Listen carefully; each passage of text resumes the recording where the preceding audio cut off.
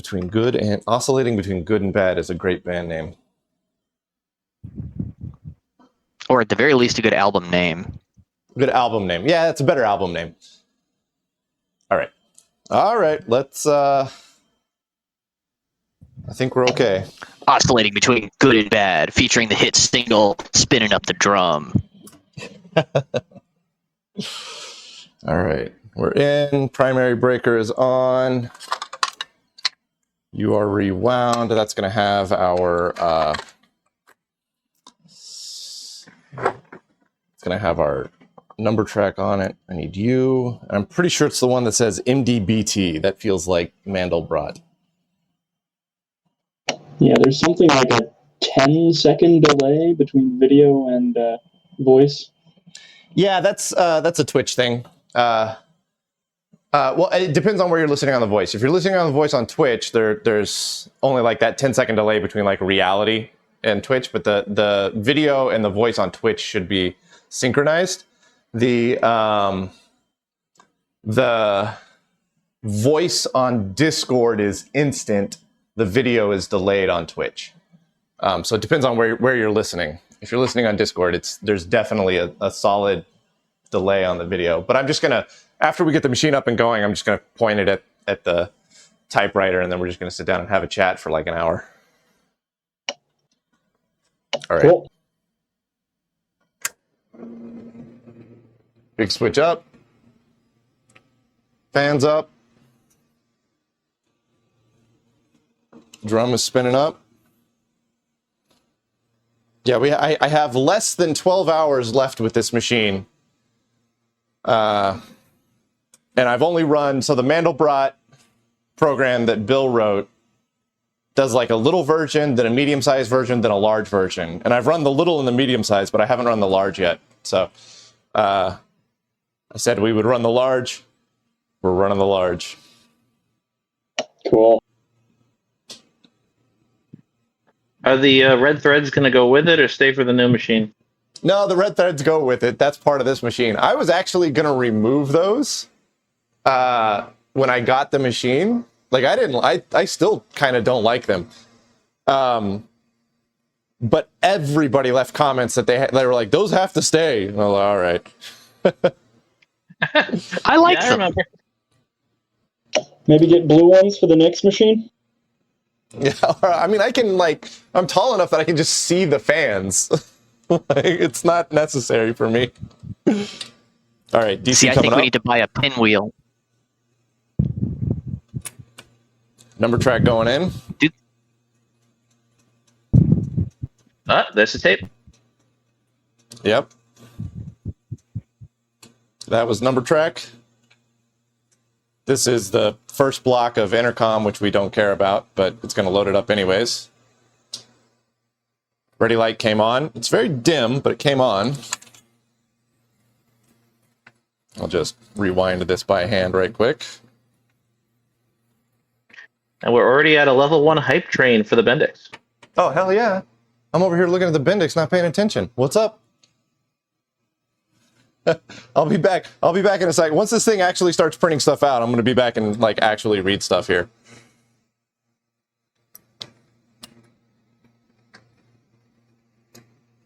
I get to do the little dance here that is always a giant pain because I only have like 2 of these cartridges, so I can't load anything up on a cartridge, so I got to do this like kind of ghetto back and forth thing here. Okay, we're gonna do an enable P. Okay, turn enable off, and we go to go.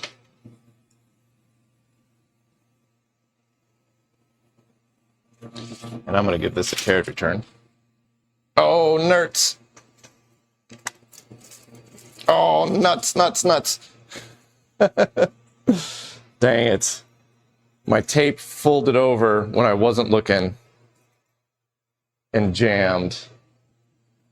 Oh, that's a giant pain in the butt now. Now I gotta rewind this thing.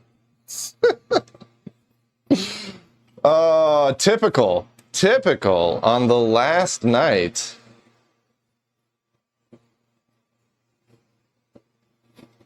Price is Right, sad trombone. And this is so, like, this is embarrassing. It shows the realities of dealing with paper tape. Yeah. I mean, I just, like, I looked It's away for a authentic. second. I looked away for a second. It felt folded over on itself. Just immediately jammed. Ugh. All right. Let's take the compute switch to off. And it's like, it's still just going to sit there and like read forever. Tell you what, let's put you back in. We're going to just let it read up that. It's going to read until it gets a stop code. Hopefully. Yeah, there it goes. All right, so now I got a stop code. Now I can do an enable P again.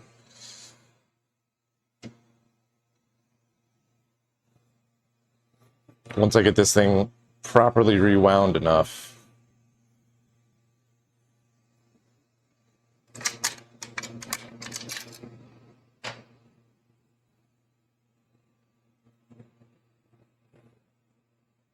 I hate this, man. We got to figure out how to make more of those cartridges. Like, en masse. I need like 40 of them.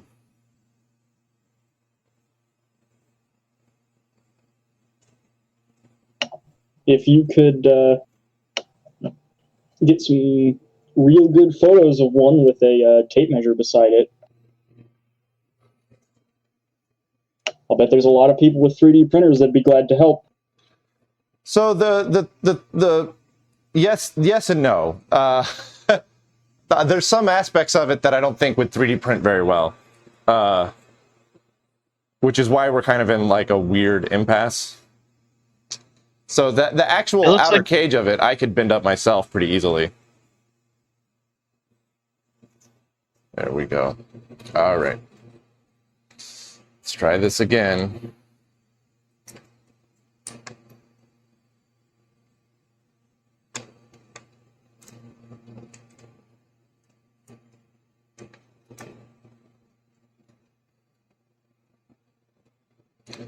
Okay. All right. I'm going to do an enable P. That's going to read in the first block. We're going to turn enable off. We're going to give it a carriage return. And then we're going to go to go. Oh, I went to breakpoint instead of go. That's not great.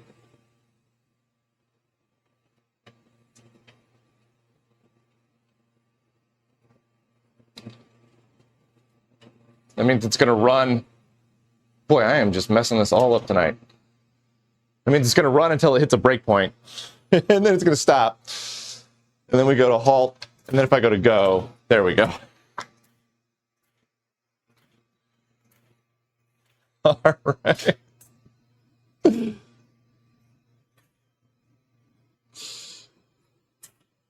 There we go. Now we're Mandelbroting. Now we're cooking with Mandelbrot.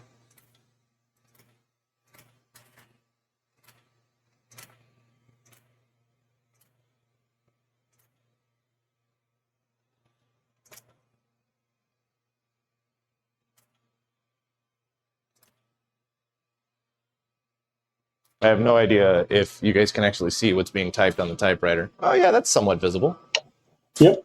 Yeah, it's fine. All right. Now we just let it go. This is the small version.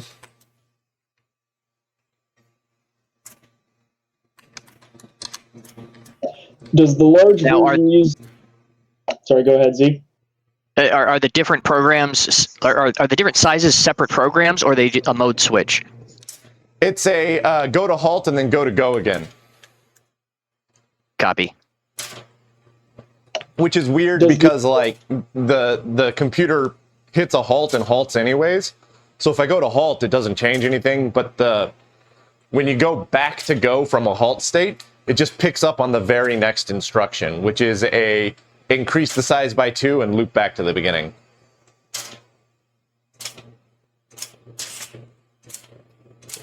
So it's technically the same program. He's just changing one variable in it that's controlling the size. and then running it on. Cool. Nemitz, what was your running it on question? loop. Does the very large version use the whole width of the ridiculous flatten? I think I think it's more than just 3. I think this program is set up in an infinite loop to where every time I go to halt and go, it doubles the size. So, okay. The third size does not use the whole width of the platen, but I think it's. Well, we can figure out how many characters is this. Right now, this is 1, 2, 3, 4, 5, 6. Oh well, there we go. That was the small version. It is 1, 2, 3, 4, 5, 6, 7, 8, 9, 10, 11, 12, 13, 14, 15, 16, 17. I think maybe I counted that wrong. I think maybe 16 characters wide. So double that every time. So now if I go to halt and then go, now we're on the next size up.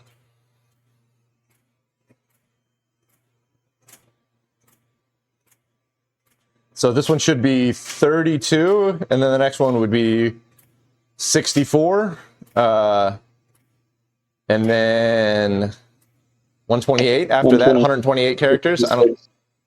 At that point in time, I'm going to need much wider paper. 128. That should fit on 14-inch paper, though, so I'm pretty sure I don't want to stay up that late, though. Because this size takes about 15 minutes, but I'm pretty sure the next size up takes an hour.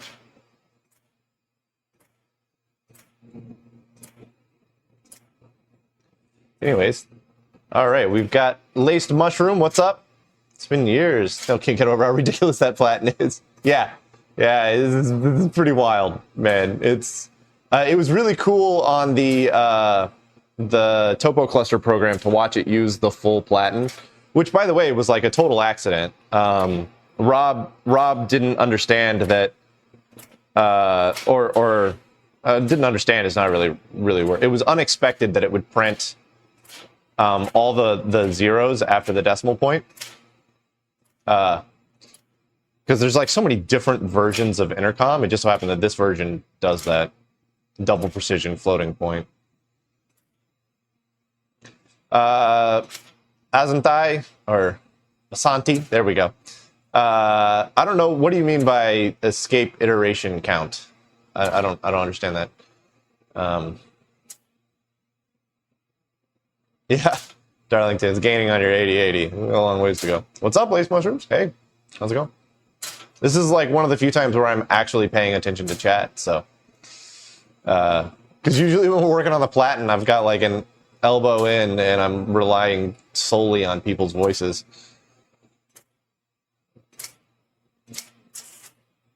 Yeah, you can see when it does a carriage return just now, Magician Sardonic.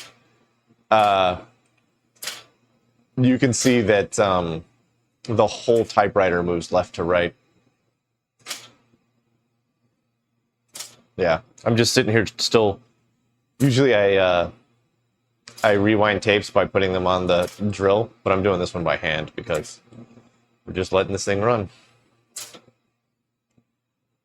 Mandelbrot loops, and either it escapes and a mark gets print, or it calculates in a loop and no mark is printed. Oh, 16. So it's 0 through Z, but not A, B, C, D, E, F, G, all the way up to Z. It's U, V, W, X, Y, and Z. So it's just hexadecimal. So it's like 0 through F, effectively. And then when it gets to Z, it escapes, prints a space, and then goes on to the next one. The funny part was when you were doing it from the wide shot that first time, and you could clearly see that the legs of the shelf deflected by about 1.5 inches to 2 inches either direction. Oh That yeah, was I'm a waiting. Displacement. I'm waiting for that entire chest of drawers to come like tumbling down. What's up, X-Lags? X-Lags. Oh, it's a late night. X-Labs, what's going on? Well, I thought you did that on purpose. That No. was really clever for a minute. I'm getting tired. It's been a day. Dad took the Austin Healey to go play poker tonight, and the left rear tire on it exploded on his way back at like 10 p.m. Oh, gee, is he okay? Oh yeah, I mean he was doing like 5 miles an hour or something. He was in town, but it just like the left rear tire came apart. So then he put the spare on it, which was flat.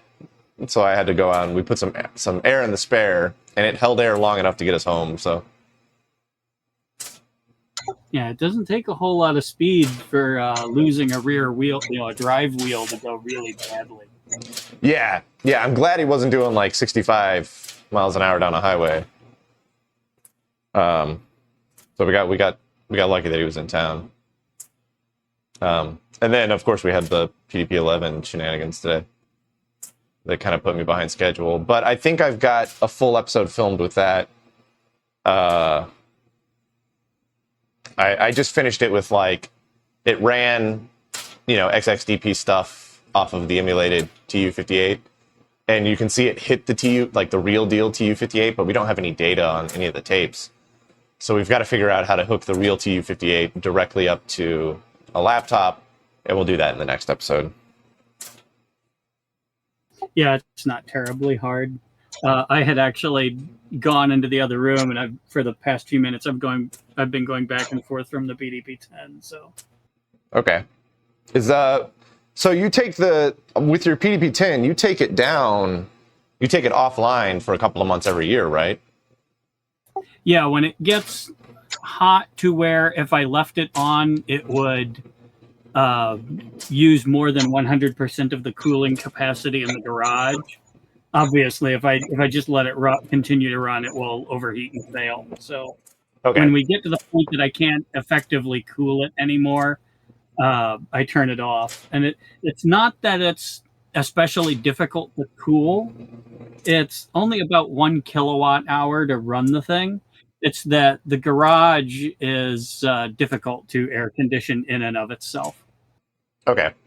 So do you have it on now? Have you brought it back online yet? It's not online because I'm debugging a experiment that I'm working on. But it's cool enough in the afternoons that I can run it for a few hours in the afternoon. So Okay. that's my work time as I prepare for the run later in the year. Excellent. I'm glad that you're keeping that thing up and going, man. There's only a handful of like PDP-10s that run in the world, so it's pretty cool. Yeah, I think mine's the only one that winds up on the open internet because I think the ICM guys keep theirs behind a firewall, which is probably the better idea because they also run theirs a lot longer than I do. So Yeah. but I haven't talked to them about the specifics of their setup yet. But also they have the real deal AI, so their machine is actually the former MIT AI machine. So Okay. R. Darlington asks, what OS are you running on the 10? I actually have an allocated ITS node name from back in the 90s. When the MIT machines shut down, I got permission to run ITS on mine. The machine name is SE. That's awesome. I need to get my machines online, man. Although I don't really have any machines that would do that. Your 10 is a beautiful machine. Now you're running a Unibone on it for an emulated drive, but is the rest of the hardware all like genuine 10, or is there any other? Do you have like emulated memory going on? No. Emulated memory on this would be really difficult. I do have 2 failed memory boards that I need to repair, but 2 of them are probably repairable. One of them is probably an actual board level defect. But I need to fabricate an extended hex extender board so that I can actually get probes on the thing and trace it. But I was going to say at the moment, actually, the 10 is running TOPS 20 because it's booted off of the red pack, which is a special diagnostics distribution that was made for testing machines and testing parts of machines.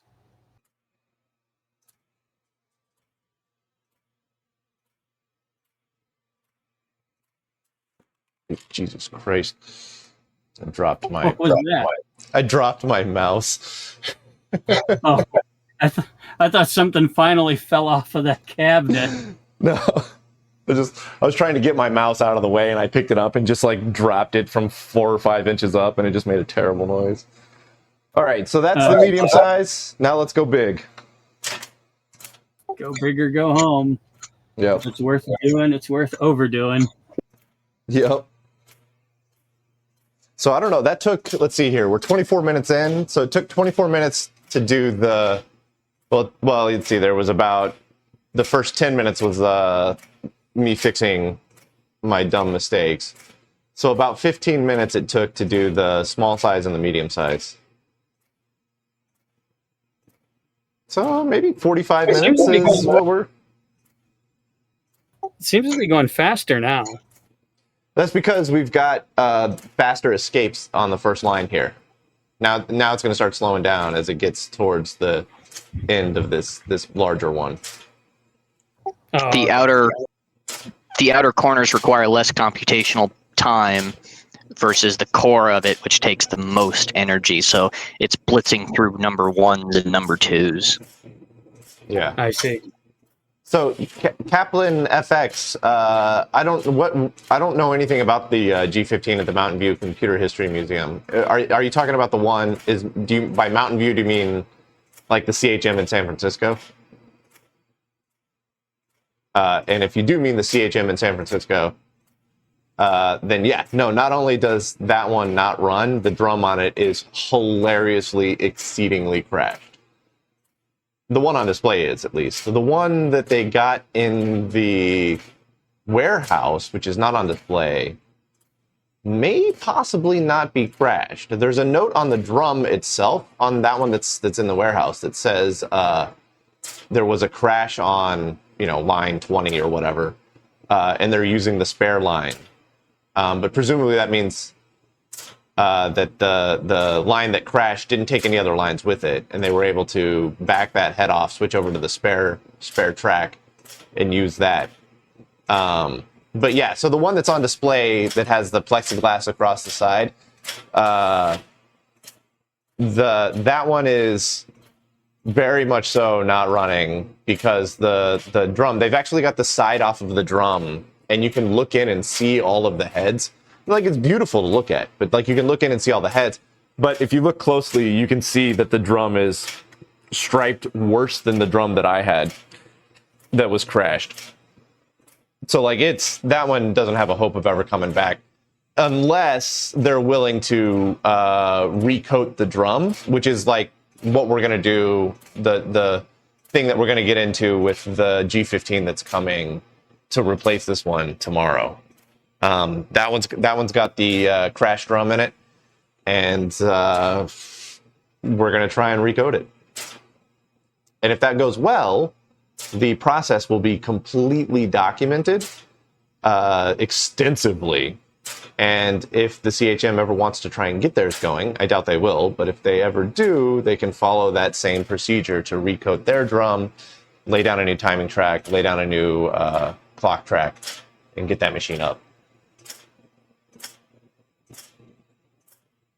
Yeah, Kaplan FX. So for anybody that's not seeing the Twitch chat, Kaplan FX was saying that the G-15 was only jumped out at them because of the YouTube channel that I've got. Otherwise, it's just another machine, and that's kind of the shame about CHM, is that they've got so much epic stuff that like things that are really, really cool just kind of blend in, right? So the one that really twisted me up inside was they have the ABC, the Atnasoft Berry computer. Now, the original ABC was destroyed, or dismantled or something. But there was a university in the 90s that was run by a guy who worked with John Atnasoff that built a replica of it. And it's like a picture perfect replica, except he shrunk the width by like an inch and a half so that he could fit it through a standard size door. But other than that, it's like a spot on 100% perfect replica. And it was fully functional in the mid 90s. And that machine is now at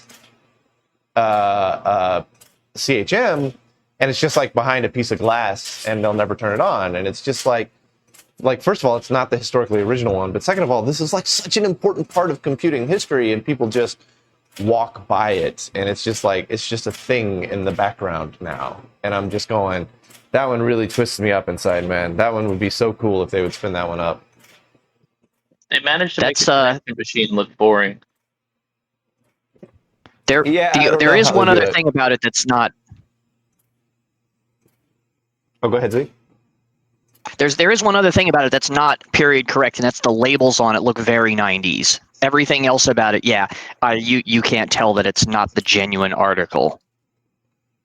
Yeah. So, and I think that's because he didn't have like a 1940s correct Dymo label maker or whatever.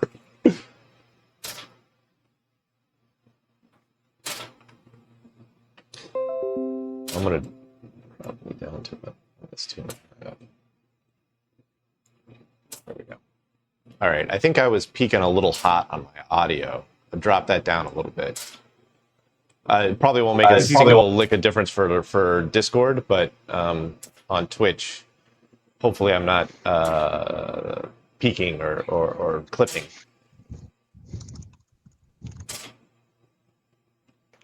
I can see my mic jump every time the typewriter clacks.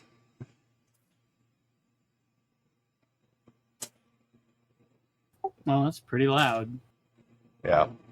It was kind of funny walking around the CHM museum because there were some things in the museum that the CHM warehouse, I should say.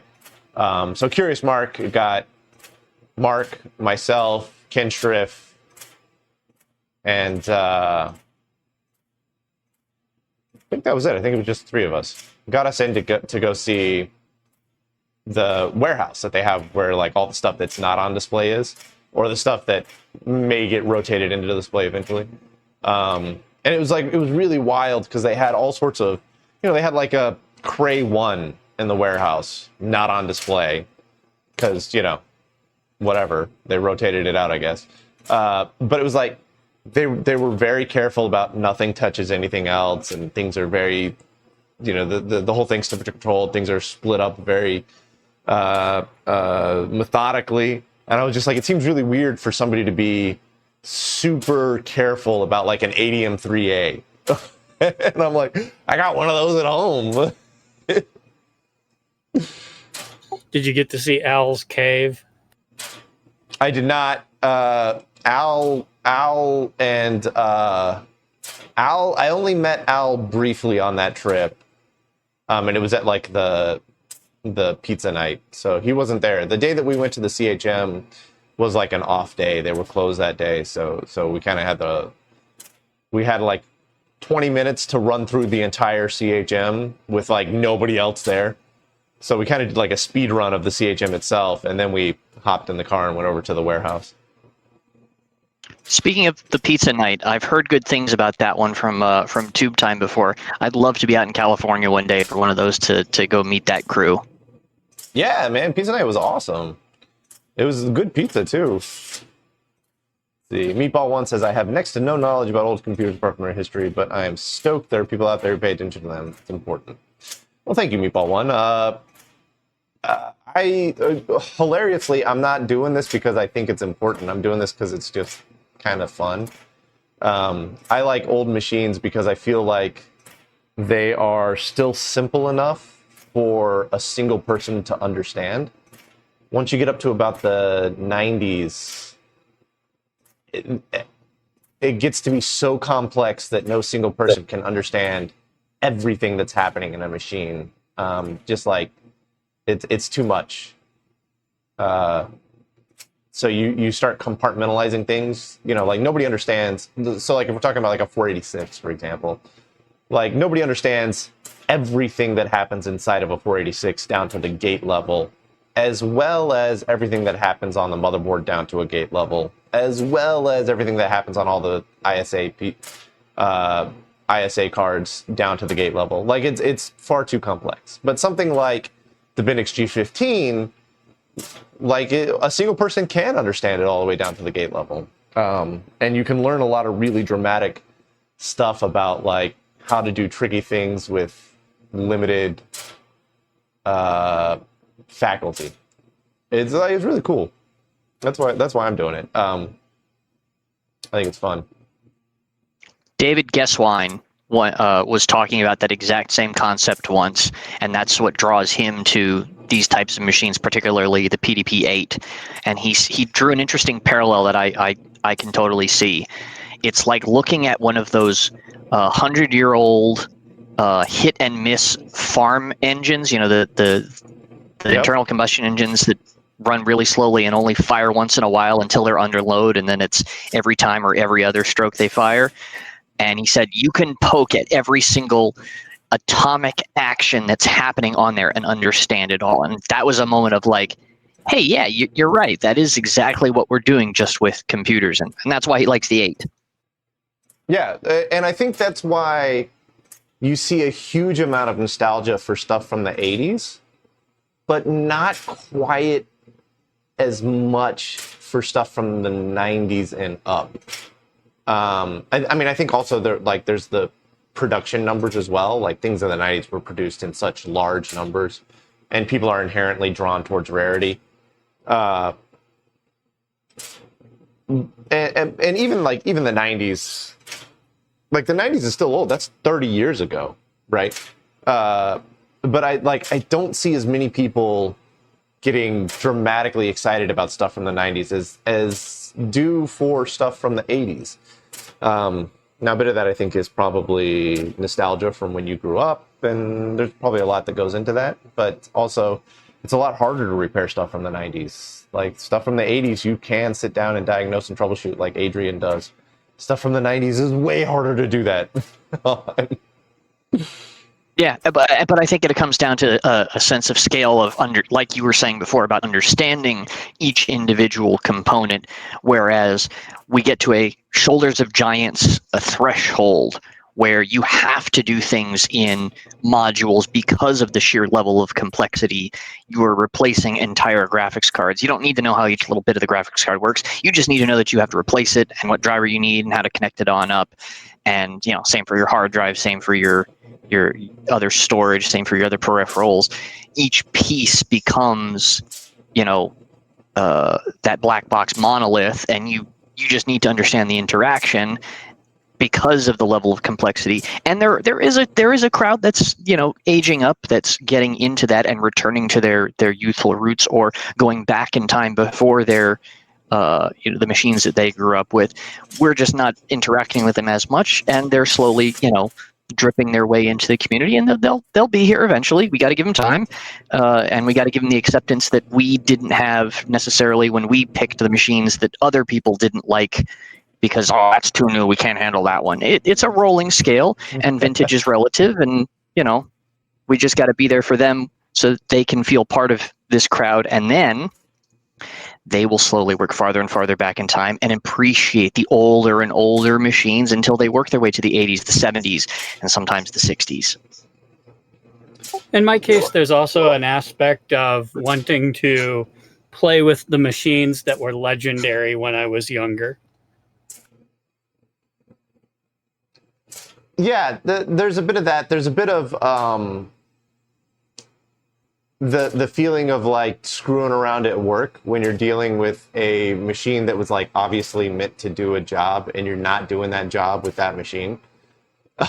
Right? Like getting, for example, getting the Bendix here to print Mandelbrot is like not what the Bendix was meant to do, but this is a lot of fun. If we were sitting here running cut and fill equations, I don't think it would be quite as interesting. And I feel the same way with your like PDP-10. There's like there might be one or two crazy people out there that are logging into your PDP-10 and like using it to do legitimate work. But I think most people are just like faffing about on it and enjoying using what is very clearly a business-focused machine for something that isn't business.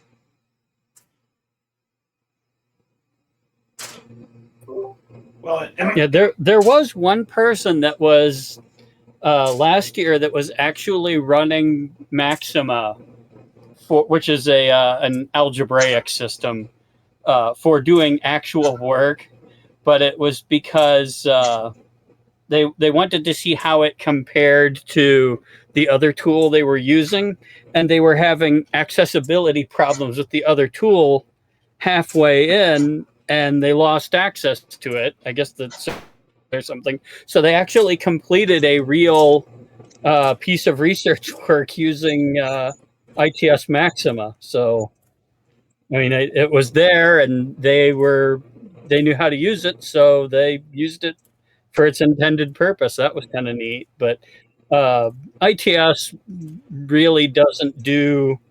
I mean, the work that it did was pure research back then, which is interesting in its own right. And so there are a fair amount of people that were using it as it was like running Teach Lisp and Teach Emacs to learn how those old things worked.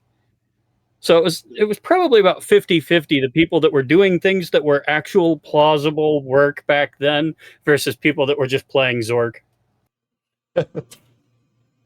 What's funny is that like you can play Zork on just about anything. To do it with a PDP-10 is like taking your Ferrari through a school zone. Well, in this case, ITS and the PDP-10 were the origin platform of Zork. So Okay, well, yeah, I guess that makes sense. and that was Advent originally, right? No, Advent was its own separate thing. Zork developed off of it, but the original Zork ran on I think the dynamic modeling machine at MIT. It was either on MC or DM. I'm pretty sure it was on DM though. Yeah, 1AJS, Zork on the G-15 is impossible on this G-15 because this G-15 is a numeric-only machine, which means it can only print 0 through 9 and UVWXY and Z. But the machine that's coming tomorrow, I think, is an alphanumeric machine, and that one can print the full alphabet. So it is possible to run Zork on the G-15. I mean, I'm not smart enough to figure out how to port it, but it's definitely possible. I know a way you could run Zork on your numeric machine. Do you remember those choose your own adventure books from back when, where it would say on page, flip to page so and so, then pick 1, 2, 3, etc., and then redirect you to another page? You could have the G-15 just print out the page number, read in the choice number, and then give them the next page number to move to, and you would have a printed book to go with the game that has the text. Physical lookup table. Well, I think if we get a mag tape unit with it, like you wouldn't even because then it would just be like, if you want to go north or it's similar idea, right? Like if you want to go north, press 1. If you want to go south, press 2. You just hit the button and it just seeks on the mag tape to the block that it needs, loads that into memory, and then prints out the text. And then it's like, what do you want to do from here? Yeah, it would be. Oh, sorry. Yeah, well, no, I think you're on the right path here. I think that's going to be the right way to do it. It's going to be a phenomenal amount of programming effort, as well as intimate knowledge of the G-15. But there are versions of Intercom that allow numeric input and output. And so we could use a higher level language like Intercom to program games like that. They're going to be slower, but it doesn't matter because, the slowest part of Zork is not the calculation, it's the type out. I would say the slowest part is the human making the decision, but Yeah, well, that too, yeah. So if speed is not an issue, we could definitely lean on intercom. And Lloyd is working on an intercom in Python. So that way anybody can write an intercom program and run it in Python. And then we can like write that exact same program on the G-15 and run it in the G-15. So I'm quite excited about that. he's pretty close to getting that going. He's thinking like within the next week or two, we should be able to share it with everybody, which would be great. That'll give us all a way to play around with a high-level programming language. Like I'm really excited about Intercom because it's a programming language that I feel like was born and died on the G-15. As far as I know, Intercom has never been ported to any other hardware. yeah, a lot of early machines had their own machine-specific languages. Because you just didn't have the room for something like a Fortran compiler. Yeah. What am I doing on Didn't the G-15 also have Algo, which eventually became Algol? That statement is partially correct.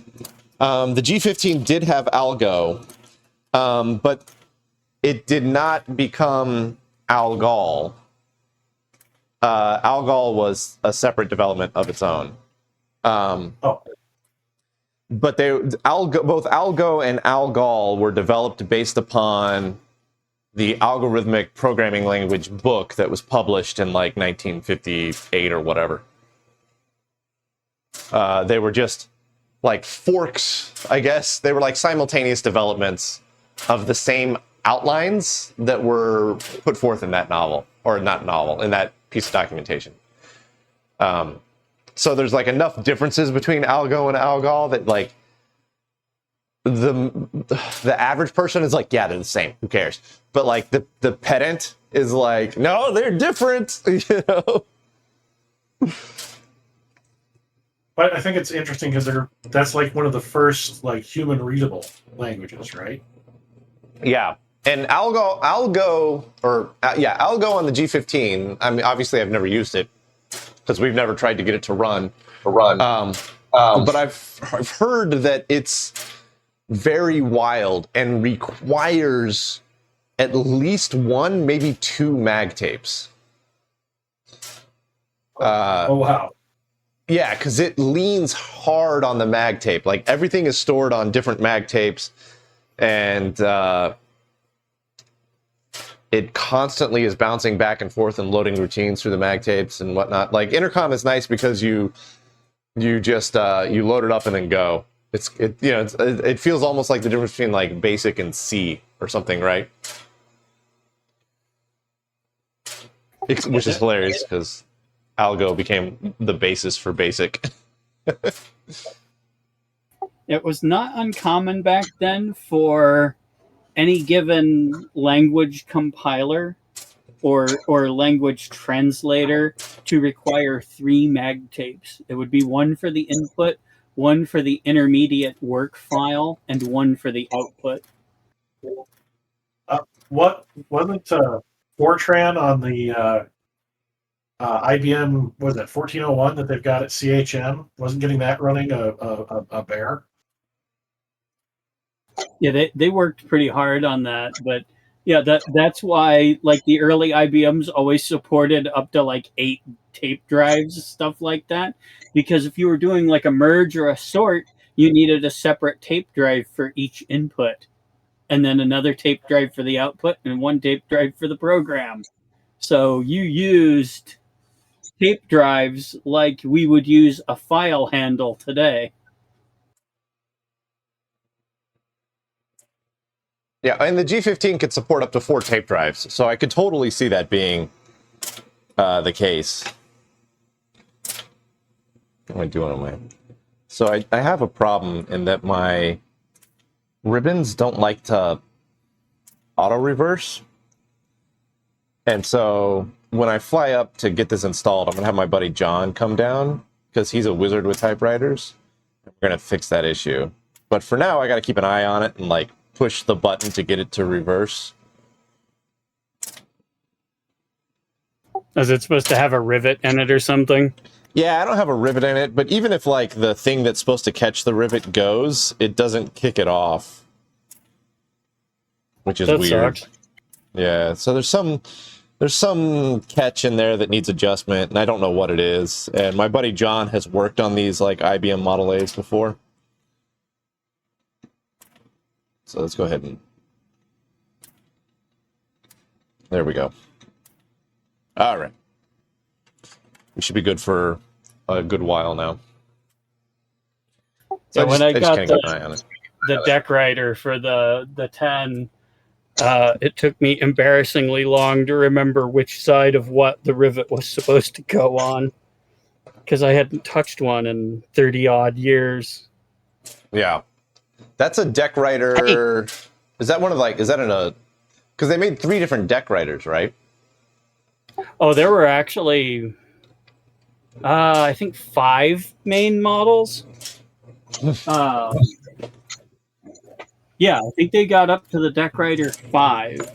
The 5 could do like 38,400 and had a humongous buffer, and those were primarily. And then for each deck writer that had a keyboard, they had a keyboardless version of it that you could use as a logging device without tying up a real printer.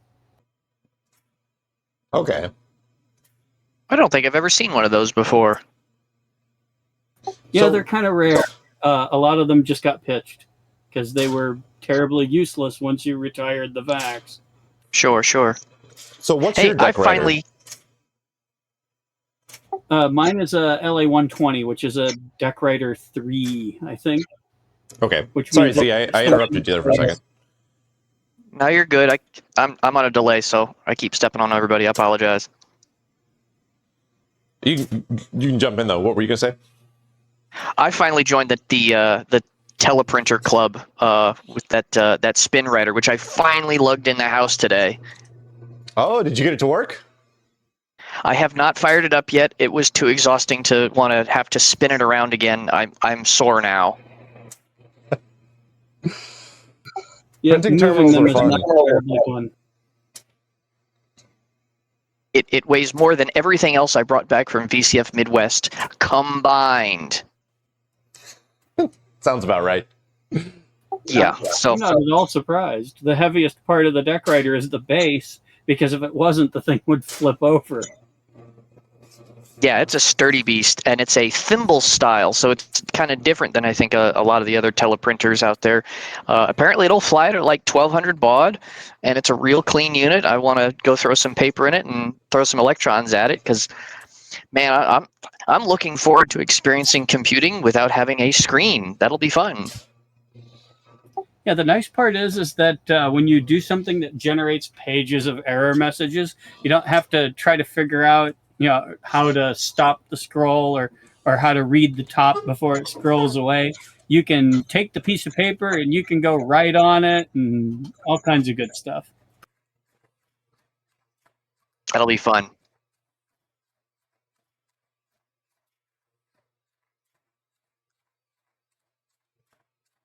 So, what you gonna use it with?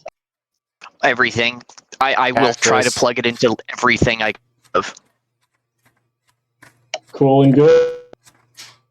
Yeah, You I'm can gonna. you can do printer art with your cactus.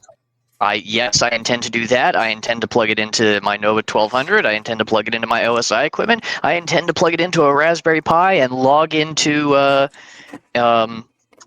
one of my servers. Like I want to see what this thing can do, because now it's finally at my disposal. I've seen everybody else get to enjoy the wonders of teleprinters, and I've been looking forward to this for a long time.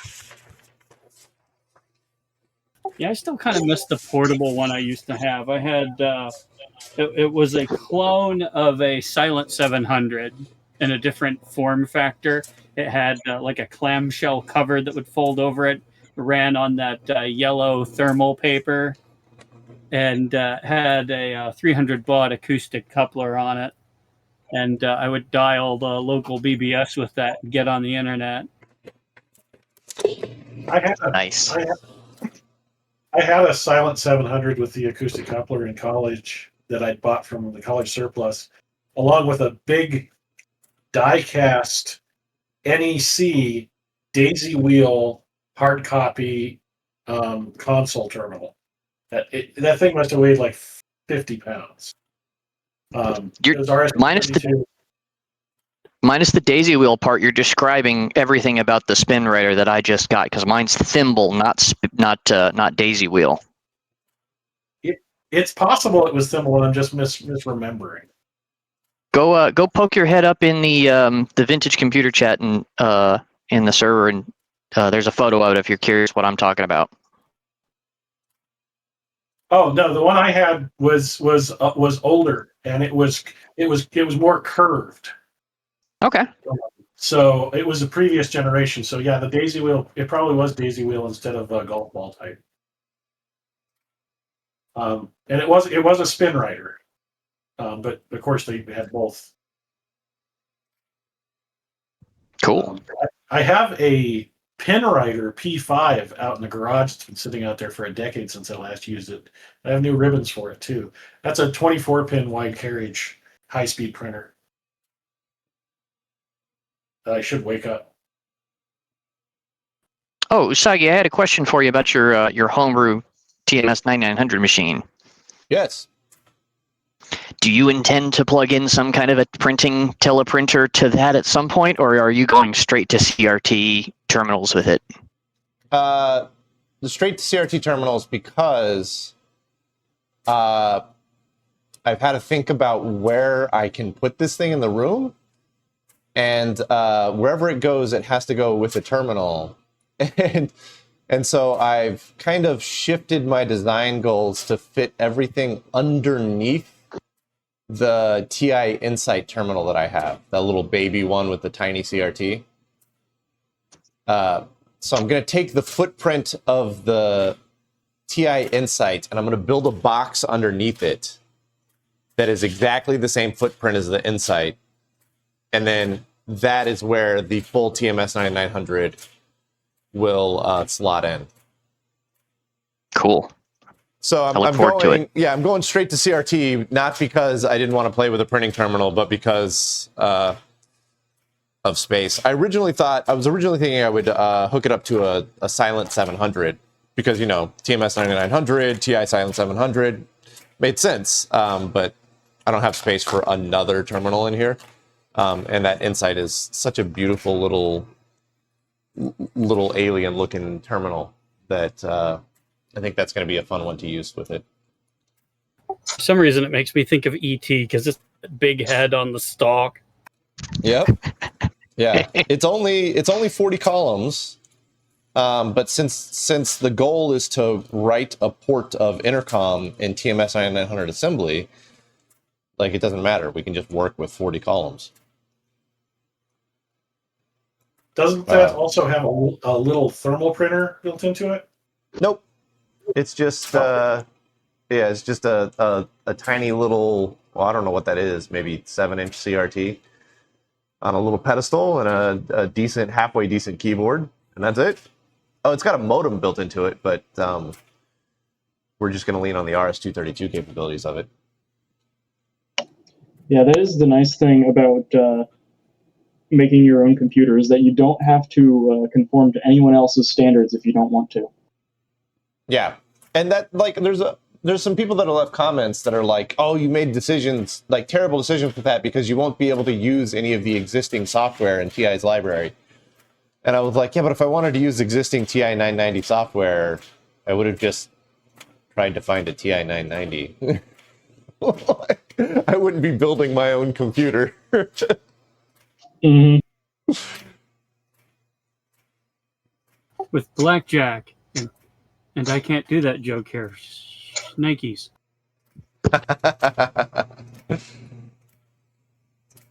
Man, it looks like the big Mandelbrot is almost done. It looks beautiful. It does. I wish Bill was watching. I'd ask him if the next halt to go does actually double the size. Because the temperature in the room is not that hot. Since it's night, the AC's keeping up a little better with the G-15 here. Thing I'm worried about though is, do you have wider paper? Yeah, I've got 14-inch wide paper. You could always just try it and see. Yeah, that's what I think I'm gonna do. If we look at the wide paper here, I don't know if that's gonna be wide enough for a double up. I don't think that is gonna be wide enough for double. Now that I look at it. Because that one's ending there, which is absolutely, that's like 2/3 across 14-inch paper. So I'm going to have to go wider than 14. Well, no, you could slide it a little bit more further over because it's leaving a pretty wide margin. Yeah, you're right. I could line it up about like that, which would put it there, which is just about halfway. Ouch. Yeah. I got hit by a hammer. Oh yeah, I just now got to the part of the stream where you got hit by the hammer, and it's still tight. Did it? Or did we miss one? Yeah. No, I don't see a missed space. Do you? Yeah, no, you're right. We got full 2s and 3s in there. I don't even see one that was weak. Dang, man. That one got it going good. It really wanted to hit that paper. It actually drew a little bit of blood. Yeah, well, here we go. Gross part of the stream. I'm bleeding because the hammer hit me. Well, there's always a blood sacrifice somewhere. Oh, jeez. Yeah. Oh, I got you right in the crack of the nail. Oh, I hate that. Yeah. That's a pretty good one. The G-15 demanded a final blood sacrifice. That's right. It earned it. That's awesome. I look away for 3 minutes and you're bleeding. What happened? I was trying to measure paper sizes and my finger got a little too close and a hammer slapped it. Oh, it did not advance one character. That line is short. Oh, you're right. Oh, that geez. line is short. So yeah, it didn't type. Yeah, okay. I see it now. That's Oh, weird. that's hilarious. It's weird that it didn't advance then. Oh, because the advance is driven when the hammer goes above a certain point. Yeah. It advances when the hammer is returning from the platen, and it didn't get that far. Right. Okay. I'm tempted to align it and type a 2 in that spot so that we don't have a big blank spot on the end of our Mandelbrot there. Nah, it tells a story. It is a pretty fun story, though, that I got hit by a hammer hard enough to draw blood. Yeah, just because then you would it's have marked to, a red pen. you'd have to offset all the other digits too, and you'd have to white out that extra V. Well, I think if I filled in the blank spot on the end, the extra V is not obvious enough that it's going to break the image of the Mandelbrot, but the white spot on the end is pretty obvious. But it also makes for a fun story. Yeah, I'd leave it. This is this might be the last line or the second to last line. You need some 11 by 17 tabloid paper so you can put it 17 inches wide in there. Yeah, I think if I line it up correctly, I think a 14-inch will work on a double size. And if it should. If it doesn't, you could just feed another sheet slightly overlapping it and tape them together when they come out. Well, the second to last line. Here's the last line. Yeah, it looks like it's lining up just after 70 on the index. Yeah, it's like where its paper currently is. So where you need to be is like another 10 over. Yeah, I've got this huge margin on the left side here. Yeah, so you want to be over like 80 or 82. Yeah, and instead of actually moving the paper, what I'll do is I'll move the stop in the margin.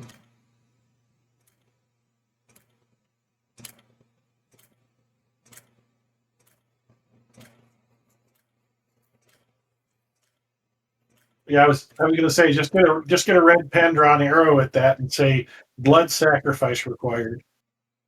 Yep. There we go. That is a full Mandelbrot. Very nice. -1, of course. -1. -1. I'm gonna have to mail this to Bill. Or just keep it with the machine. Well, it's Bill's program, so Bill needs a copy of it. Oh, all right. Yeah, you could always photocopy it and stick the photocopy with the machine. Out you go. There They we can go. always, once they get it running, they can always print another copy up at System Source. Yeah, and I'm kind of intending to do that as a burn-in. All right, so we want to lift that up, and we want to come up with you, I'll be right back. and we're going to move this thing back a little bit.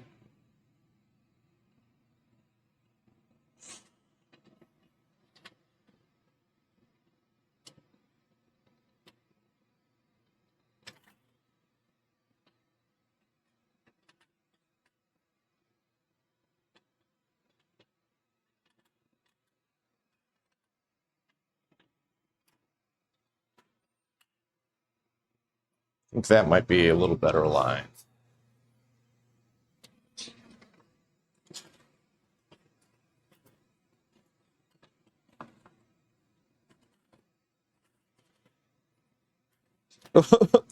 Slightly off there. I need to come forward just a touch. There's a way that you can do this by like pushing a relative margin set button, but it doesn't work very well. I find it easier to just pull this thing off.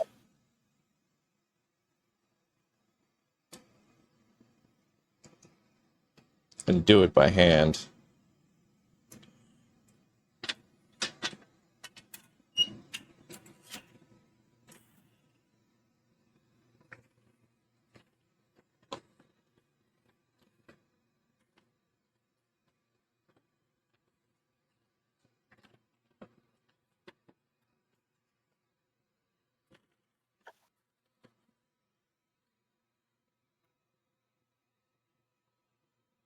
Tell you what, we'll also do this. We're going to move you back to about there. Not quite that far.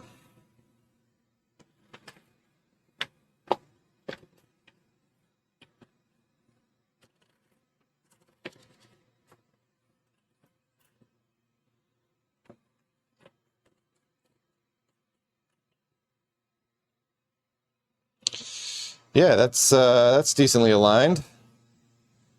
All right. Let's go halt and go again, see what it does. Well, we'll know in one iteration. Yep. I mean, I'm not sure if I'm going to stay awake for this whole thing to do the big one. That last one took a while.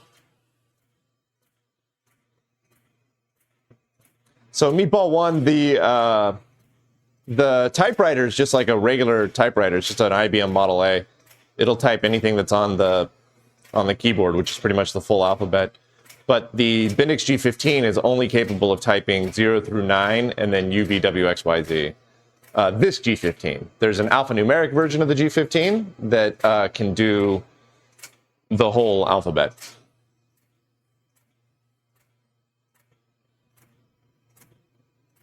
Where's my phone at? Uppercase only, I assume. Yeah. Well, the typewriter's uppercase only as well.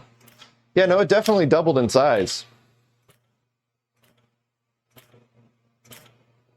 Nice. I wonder if that continues indefinitely. I think it does. We could get up to a point where we use the whole platen. I think that would be just one more step. I think so. Now this is going to be twice as tall as well, right? Yes, but height I'm not too worried about. Yeah, we weren't anywhere near running out of height. Yeah, Because it might be a you- little close. You had the small one and the medium plus their padding should add up to doubling the height of a large, the medium one. This Also, is I think the the- extra large. I think the 14-inch wide paper is also longer per sheet. Oh, snap. Dang. Oh, it's not. What happened? It hit the machine.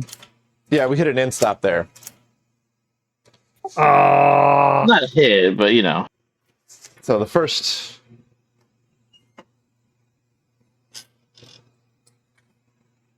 Will it just wait? Yeah, I just halted it. So our first line is going to be broken, but it should be fine from the second line on.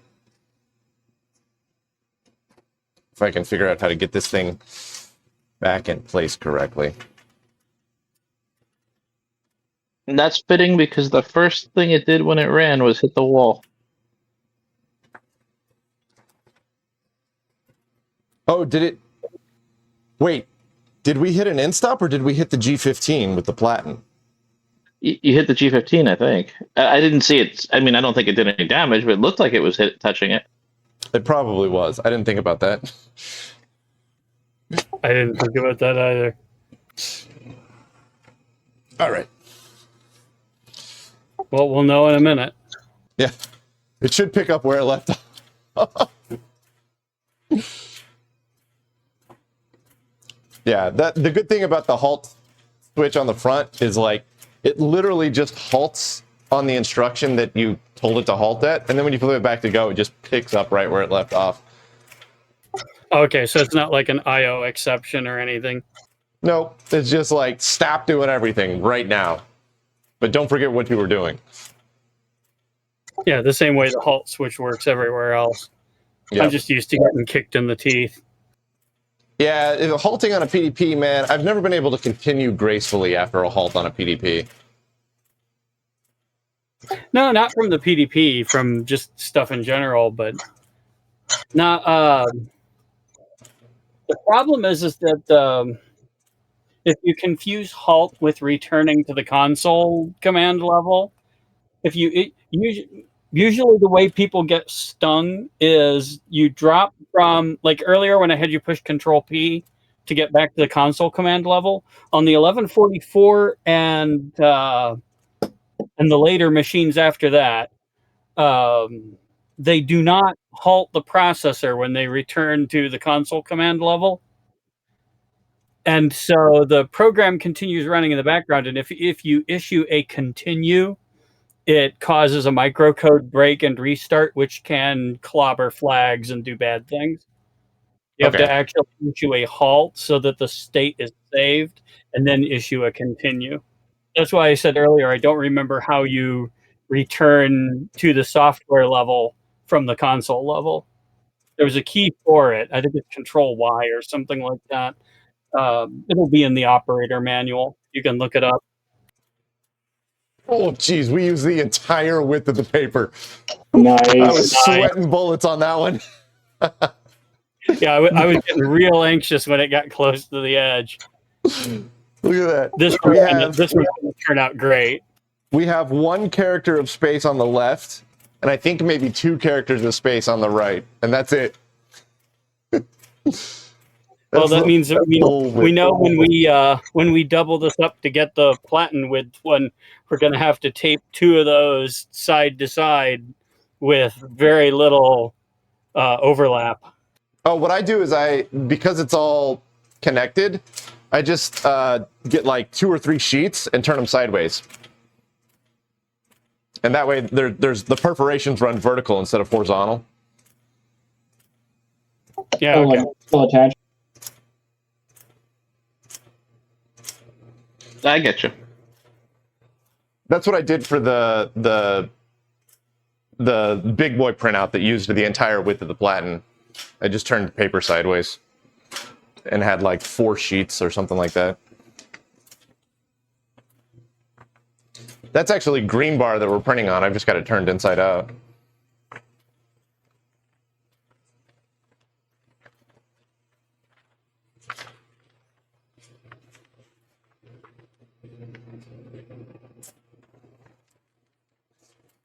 Yeah.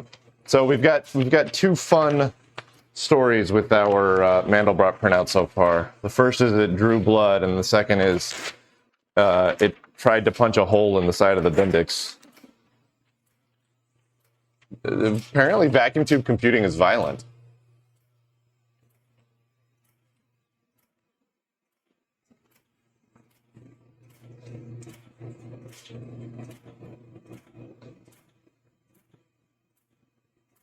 Take it easy, Bob.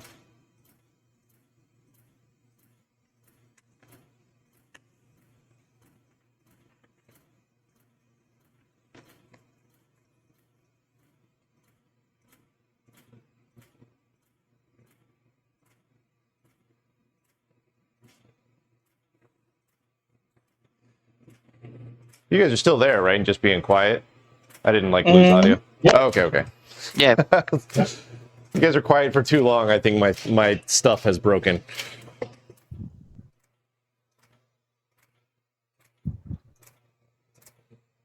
Now, what kind of typewriter is coming along with the next G-15? I'm assuming it's not an ultra wide platen like this bad boy. So I actually already have the typewriter that goes with that G-15. That was the typewriter that got shipped down with this machine originally, and then we were like, oh, can't use the ANC with the NC. And so that is no, it doesn't. It has like the regular platen that a normal typewriter Model A would have. If you watch I think the first episode and the second episode of the G-15 series, I show that typewriter, the actual typewriter that I'm going to use with it. It has a electronics box underneath it. Yeah. And it's got two massive square plugs on the back that go to the relay box that is the ANC relay box. That's separate from the machine. I'm going to have to hang that on the wall. That's what I'm thinking of, the relay box, which looked like it needed help. Yeah, the relay box, that's going to be fun, because I've had trouble with like or I think it's 7 relays that are in this typewriter. The ANC collection should have like more relays inside the typewriter, as well as like 40 relays in the typewriter or in the ANC box. Like, it's going to be a real nightmare to get that one up and going. Well, hey, maybe if you're lucky, it'll just work. Ha. Fat chance. Nothing You I could, own You just funny works. There's still time to switch the platens between the two of them. I don't know. This one's like, man, the thing is like, if we have a smaller platen, I can actually, well, here, I'll scoot the camera back so you guys can kind of see what I'm talking about. Right. So if I have one with like a reasonably sized platen, I can tighten the ASR33 up to the side of the 620 here, and I can move this typewriter further out and slip a mag tape unit in here. So I don't know if he's shipping a mag tape unit down or not, but ultimately I would like to get my hands on one. So having a smaller platen is like a necessity to get a mag tape unit to fit in there. Boy, that did Leave not room for the refocus well. Don't forget to leave room for the what was the secondary processor called? Oh, the DA1, the digital analyzer, Yep. or the digital analyzer 1, which was I thought it was differential. differential. There we go. It is So I can digital, check your but focus. it is. I don't know how to. This thing. It's for doing differential arithmetic. Yeah. There we go. I think that should be in focus now. Yeah, it Or just better drifted focus. out when you were moving things around. It Yeah. wasn't too bad.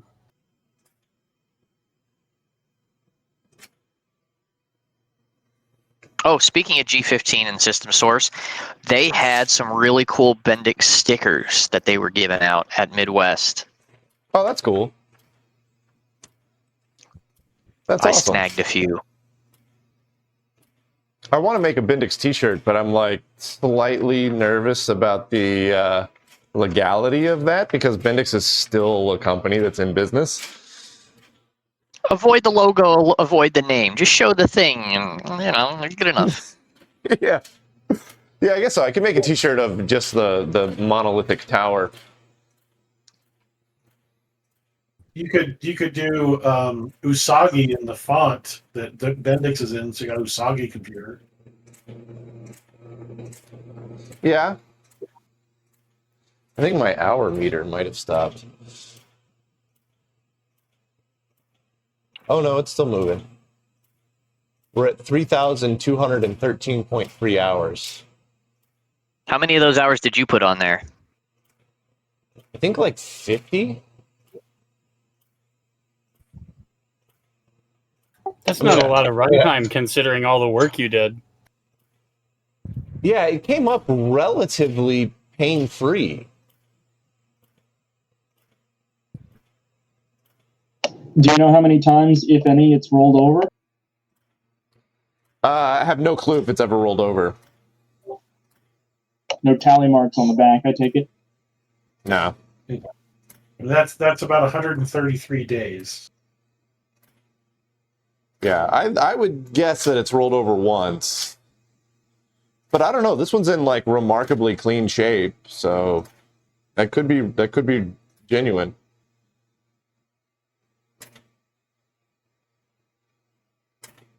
Yeah, well, let's see. Let me. I've got my second laptop open here. I'm pretty sure in the first episode I show the hour meter, so we can see just how many hours was on it when I got it. I know I've got a photograph of it before you started applying power to it. Can you get to it faster I just than gotta I find can? it. The race is Probably on. not on account if I'm not at home. I'm just going to my YouTube video and I'm just going to scrub through it. See here, that's unloading. That's casters. That's the plan, Stan. I just had a stupid idea. No idea. Take the okay. Take the G-15 or no art. This is art, not a real thing. Take the G-15 instrument panel, the front panel, and maybe the tape reader. Put them over Bender's chest door, new Bender from Futurama, and you have Bendix.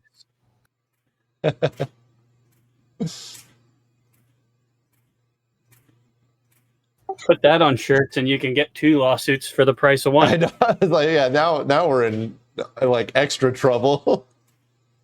I mean, I don't even know who owns the Bendix computing division because it went to Control Data. They kept it going, and then eventually they got bought. The logo, yeah, that belonged to whoever runs Bendix now, but the actual computer division is who the hell knows? It's worse than Commodore.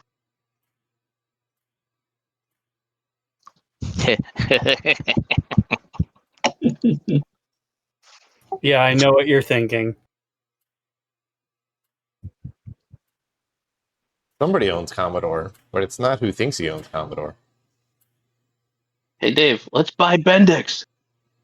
You got $1 trillion hanging around?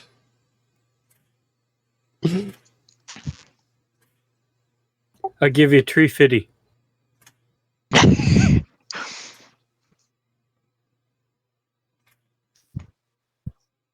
In 2014, Honeywell sold the Bendix trademark to Matt Holdings. There you go. Honeywell ended up with it. Honeywell ended up with the brakes, and I think the turbine engines. The radar parts of the radar division ended up all over the place. AIL had it. The company I worked for later on was still building new RDR 1600 devices, which are the Bendix radars that are in like helicopters. Okay. Bendix has 9,000 employees as of 2024, and their peak revenue last year was $2 billion. Just 2 billion, huh? That's it? Yeah, well, And the founder was Vincent Bendix. There was a guy named Bendix. my first experience with Bendix was the brakes on my Schwinn bicycle.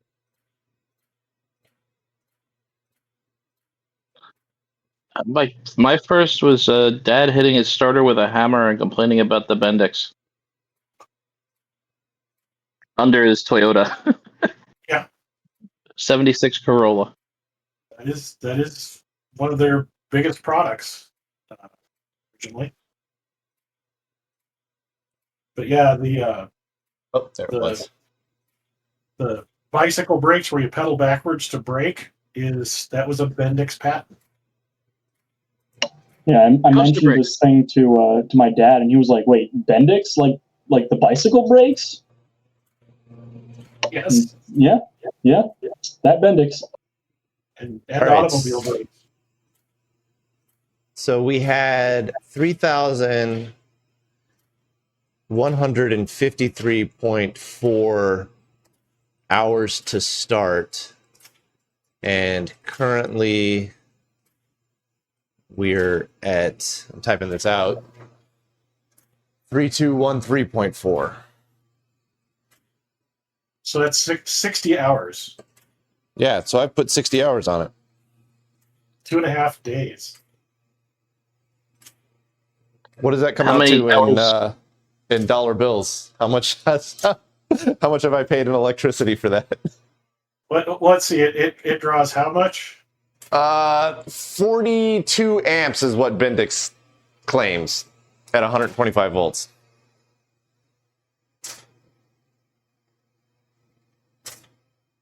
So that's 5 kilowatts per hour. Saying 60 times 5 is 300 kilowatt hours. At 10 cents a kilowatt hour, that's $30. That's not bad. I'll take that. Of course, that doesn't count cooling. You might want to double that for cooling. Well, to be fair, that AC unit stays on full blast all the time I'm out here anyways, whether the G-15 is running or not. True. So yeah, I mean, and that's at 10 cents a kilowatt hour. I don't know what your electricity's like in Texas. It might be 20 cents, so maybe it's $60.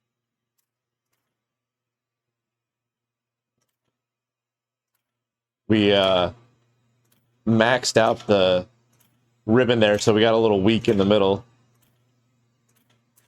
But I've reversed it. We've got dark prints again. This is the messy big big Mandelbrot. This one's kind of messy.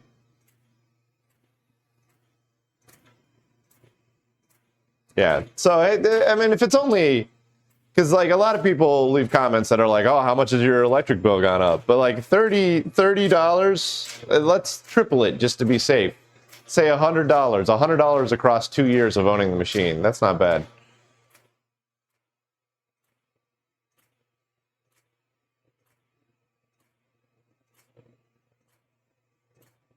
That makes me feel a lot better about the KS, considering that it only takes about 1/3 the power. Yeah. But then again, when you I know have the PDP-10 up, you're running it like 24 hours a day, right?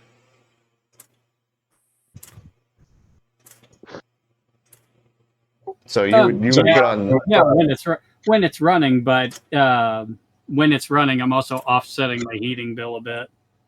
Not a whole lot, not very effective as a space heater, but I assume it offsets a non-zero amount. No, mine is a KS10. It's about the size of the Bendix, really. It's a single cabinet. It was meant to be used in a normal office environment. It runs off single phase 120.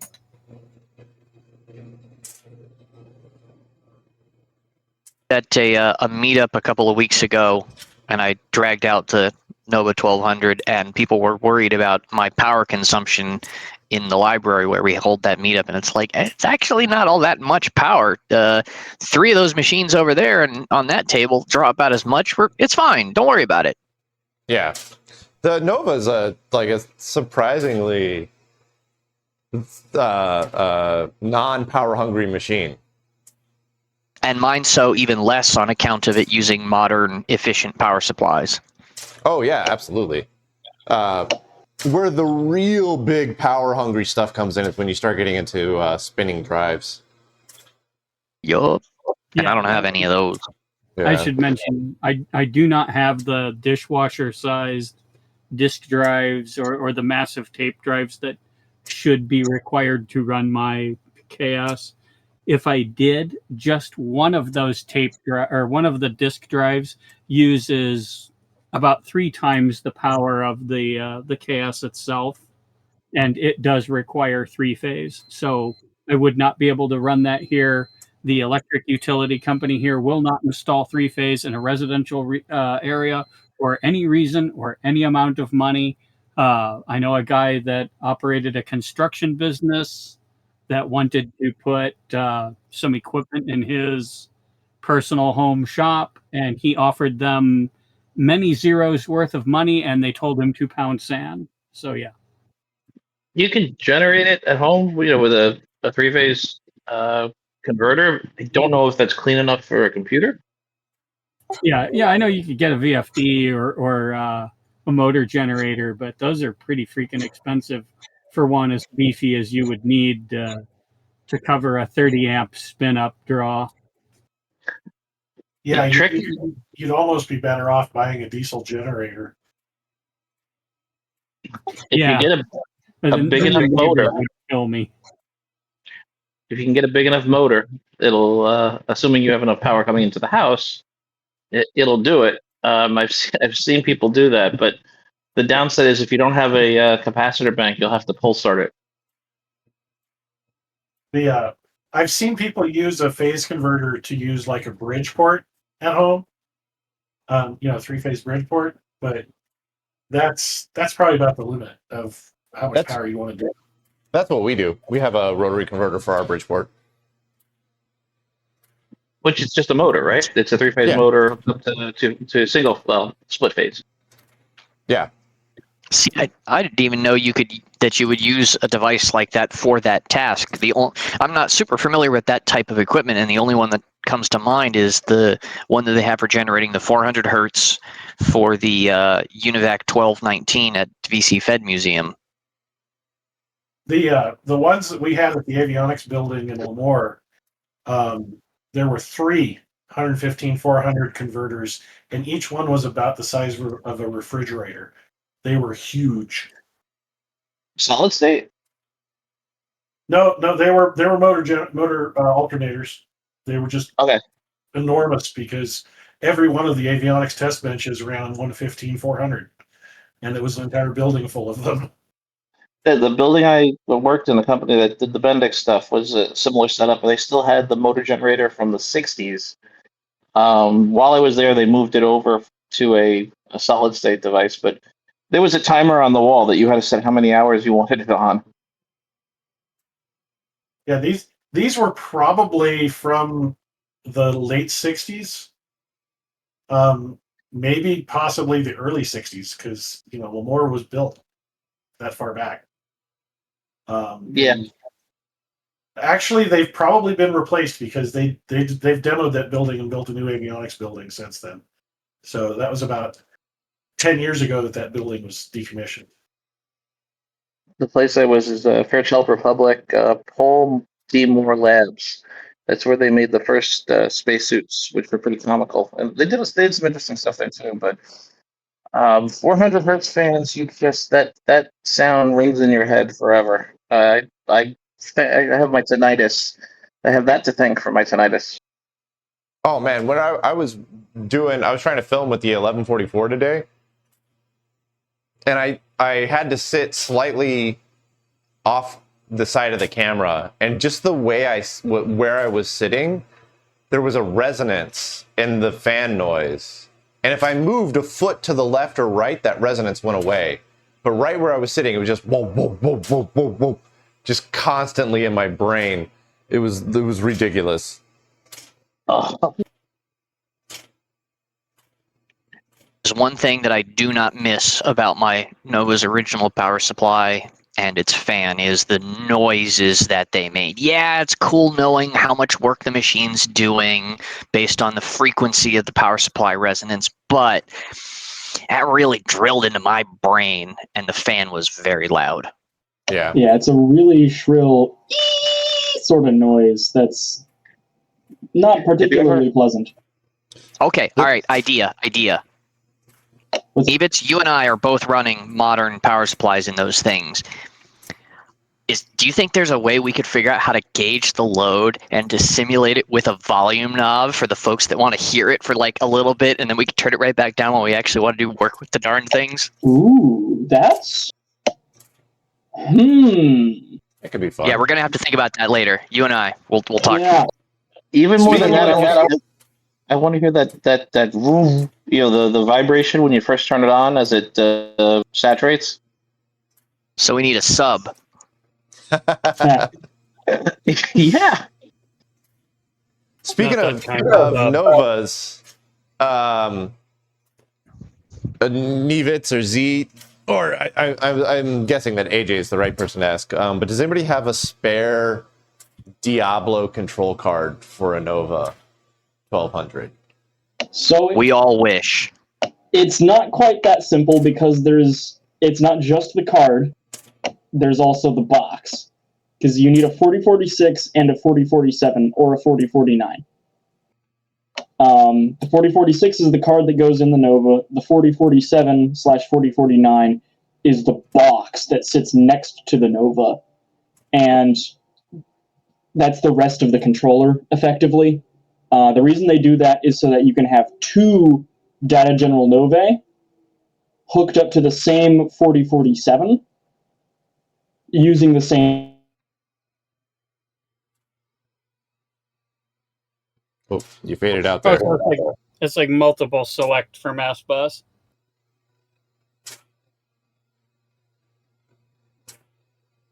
Sorry about that. My internet cut out for a bit there. Where was I? Oh yeah, 4047. But you do need both of those pieces to use a Diablo drive on a Nova. It's not just one card. However, the digital computer controls Diablo interface is just a card. If you can find one of those. Does AJ have one? He does not. I do. I found it on eBay of all places. All right. That was a strange day. Do we have a schematic for it?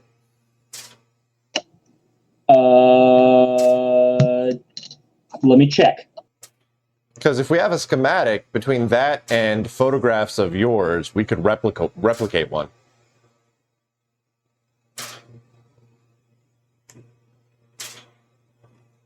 Yes. We do have a schematic. Yes. All right, then. There we go. That's a viable path forward. I've been trying to think of what I want to do with my Nova, and I have a Diablo that AJ gave me that I also want to really get running, but I don't have a machine to use the Diablo with. And I was like, well, I have a machine that doesn't have a hard drive. That's the Nova. So that would be cool. Yeah. I will say, if you're going the replica route, I might advise to replicate the 4046, 4047, because the 4047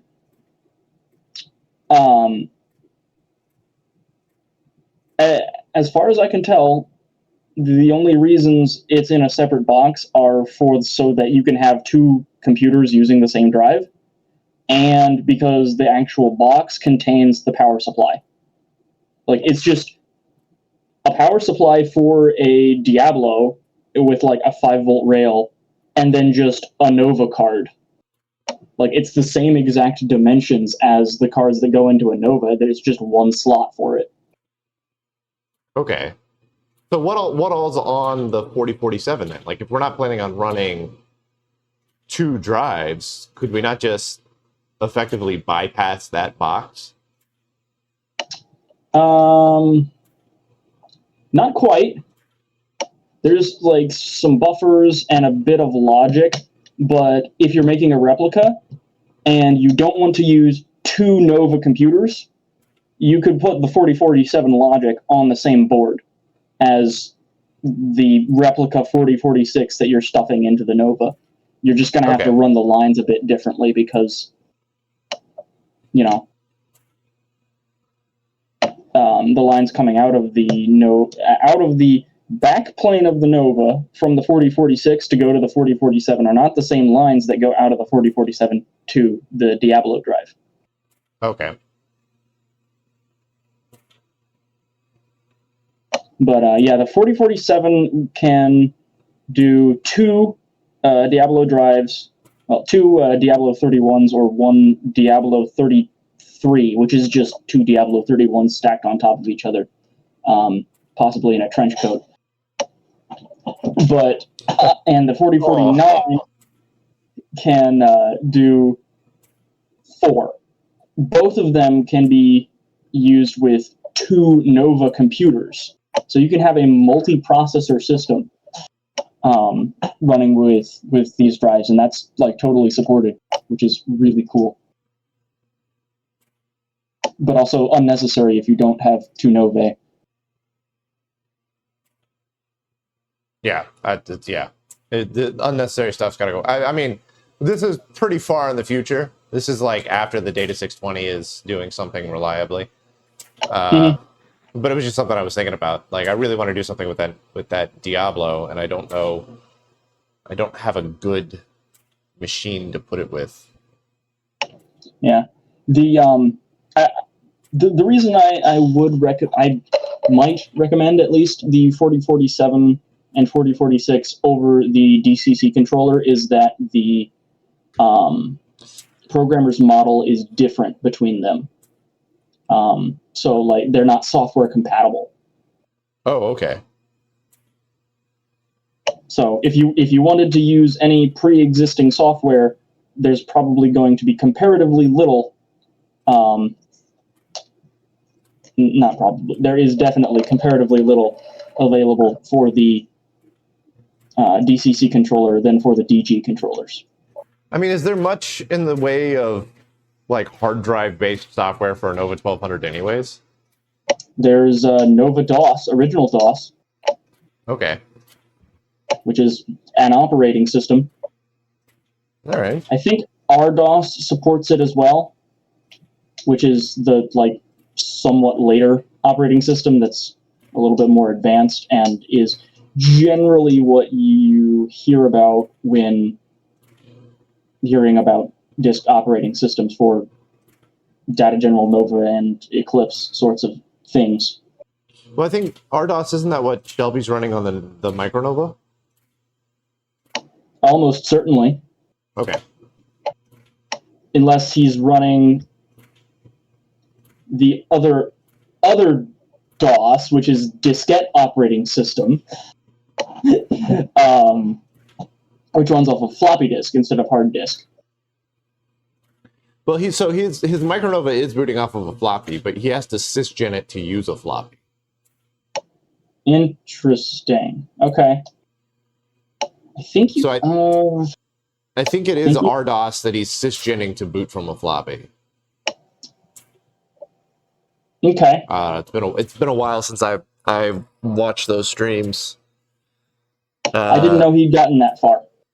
No, so yeah, he got his Micronova with the dual floppy, whatever the dual floppy that came with the Micronova is. I forgot what it's called. It has a number, 80 something, or whatever. I don't remember it either. Yeah, whatever random 4 numbers Data General put together to name that thing. 60 something. Yeah. He got the Micronova and the dual floppies, which are hard sector, all fully working and talking with each other. He sysgened the OS to boot off of the primary floppy and then use the secondary floppy as a like an additional drive. And he had it like running reliably through the dasher. Nice. So it was pretty cool. Like, it was pretty far. He didn't touch the hard drive yet, even though the Micronova has a hard drive with it. And the RDOS, I think, that he was running, I think he found that on one of the floppies that he had with the machine. Interesting. Yeah. I know I have some floppies that I got with the Desk Nova, which was it was from a machine shop in Michigan. One second, I actually got some of them right here. Yeah, Compact 2 Series 1 from MDSI, used by Contour Wire EDM. Yeah, Manufacturing Data Systems Incorporated. And some of them are marked with the very uncreative name System. I assume that's some sort of boot media, but I don't have a working DG floppy drive yet to read them. But I have been backing them up with a grease weasel. I have a backed up and 2 backup bucket full of floppy disks. Okay. Are those hard sectored? Yep. Okay. What a pain, man. Yep. Fortunately, the Grease Weasel can support hard sector. Yes, it can. And they're weird because they have 32 sector holes, but only 8 sectors, if I remember correctly. There's less sectors than holes.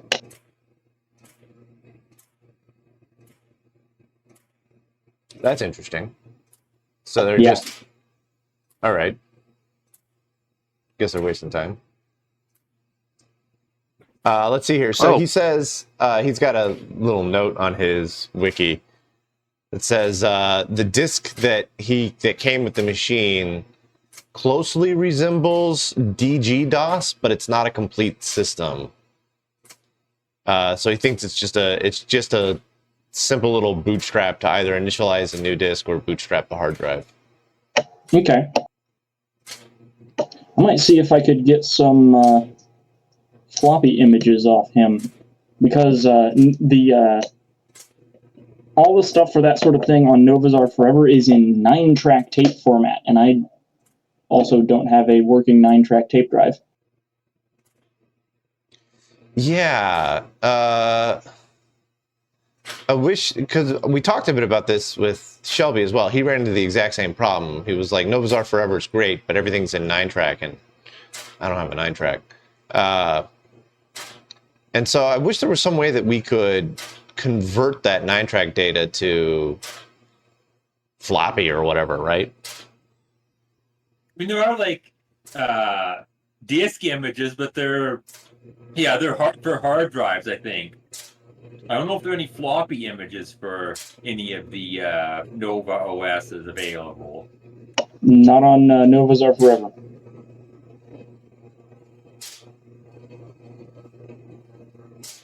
Because I'm pretty sure like all the stuff I've got is like hard disk images. Oh, good Lord. I think we're only about a third of the way done. I'm gonna have to throw in the towel on the big boy. Hey, before you go to sleep, Usagi, go look in card posting. All right. Yeah. We're playing an age-based game. If you get this joke, you're old. Card posting. In RTC, I'm imagining? Yeah. Oh, there it is. Retrotech Cube Crew card posting.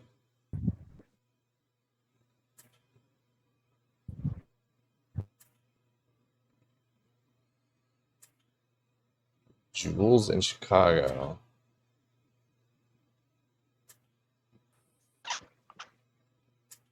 Jewel Osco, as in the Yeah.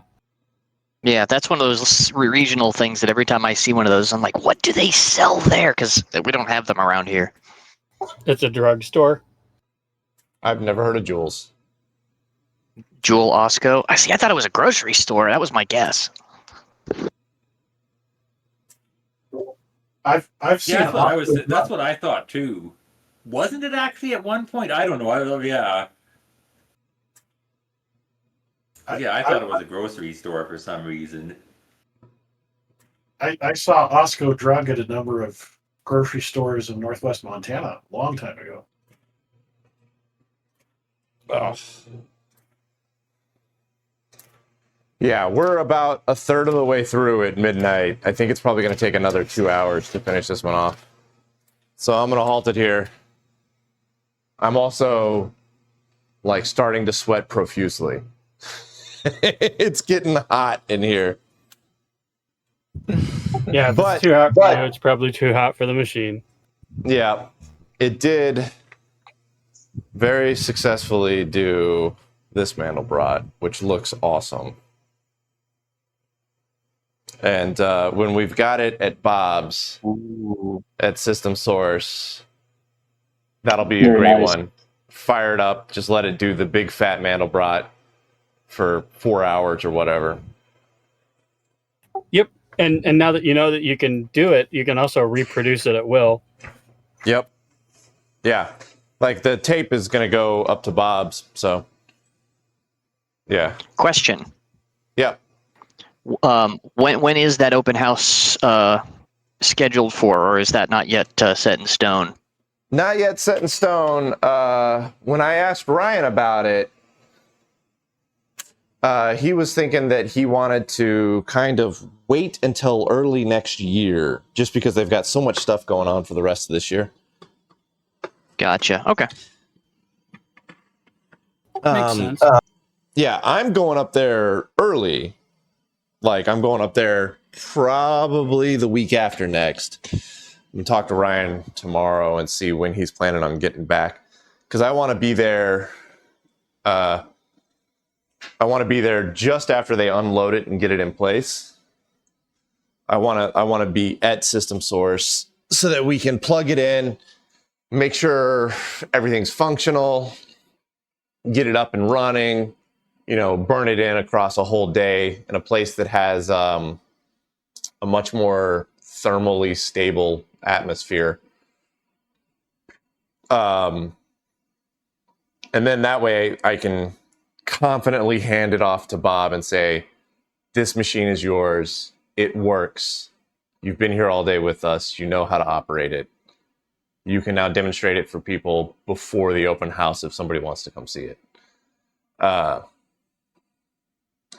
And I want to also, while I'm there, I want to get as many pictures, maybe even video with the 709 as possible. If we're going to try and get that 709 down here, I think I'm going to have to sit down and film with it first in Baltimore. And then figure out how we're going to get it down here, how we're going to afford to build the room, etc. Yeah, they're going to want to practice doing their demonstration before they do it for real. So they're going to want you to be there to show them anyway. Absolutely. And I will feel better knowing that when I handed it off, it was proven working.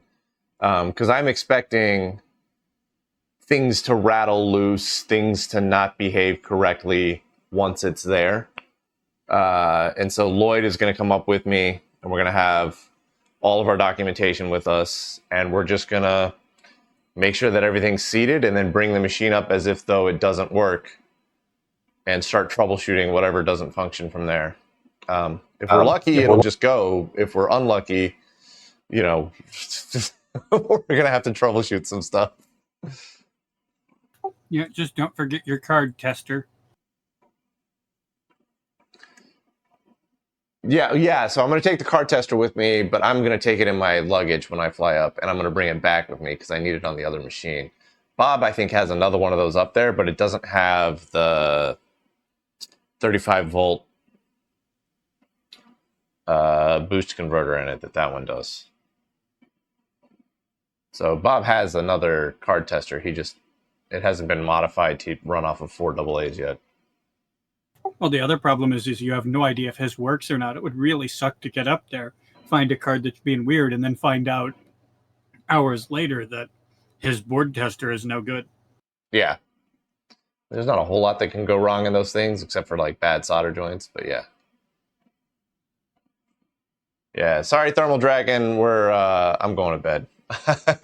I'm up in 7 hours. I'm awake, like alarm goes off in 7 hours. If I got time in the morning, I'll run it, but I gotta, there's no way that I'm going to be coherent enough to type it in today correctly. That's a lot of type in. Also, I am sweating profusely. Go to bed, David. Yes. So thank you guys for watching. It was a weird Wednesday today, but we did actually get a stream out. It was just late. 3 cheers for you, David. You made it happen, and with you saying goodbye to it tomorrow. So well done all around. Yep. Good Yeah, job. we did it. Oldest running digital computer in America. So what, Just did Mandelbrot. So you're taking this one over there and then getting another one from them. That's the plan. Ryan should have a G-15 in the back of his truck tomorrow morning when he pulls in. So we're going to unload that one, and then we're going to load this one into the truck, and then he's off back up to Maryland. Was that is the new one? Is that the one with the crash drum? Yep. Yeah. So it's probably going to be, I would guesstimate 1.5 to 2 years before we are back up to this point with the second machine. Yeah, that's going to be difficult to recoat that. Yeah, no, yeah, absolutely. But, there's a lot of really smart people out there that I'm hoping want to get involved. Maybe we can find somebody with an XRF spectrometer. We can figure out what the material of the drum is. I think it's titanium, but could be something else. And depending on what that surface is, it's going to change how we chemically remove the existing magnetic material and what the binders we use to spray down the new magnetic material is. And then we got to figure out how to surface finish it. Our document we have a document of somebody that was spraying it onto an aluminum drum. So I think our chemicals are going to have to change a little bit, but that was pretty interesting in how they surface finished it, because they just, they sprayed it, and then they took, once it dried, they took a flannel cloth and just pressed a flannel cloth against it to smooth it out. And that got them the precision run out that they needed. So I don't know. We're going to try a couple of different things. Didn't they use vapor deposition to make the original? We think so. That was something we learned quite recently. Yeah, but we're not sure on that. We're just kind of guessing based on the giant machinery that we saw in a picture. So that could have been, vapor deposition for something completely unrelated, but it also could have been for the drum.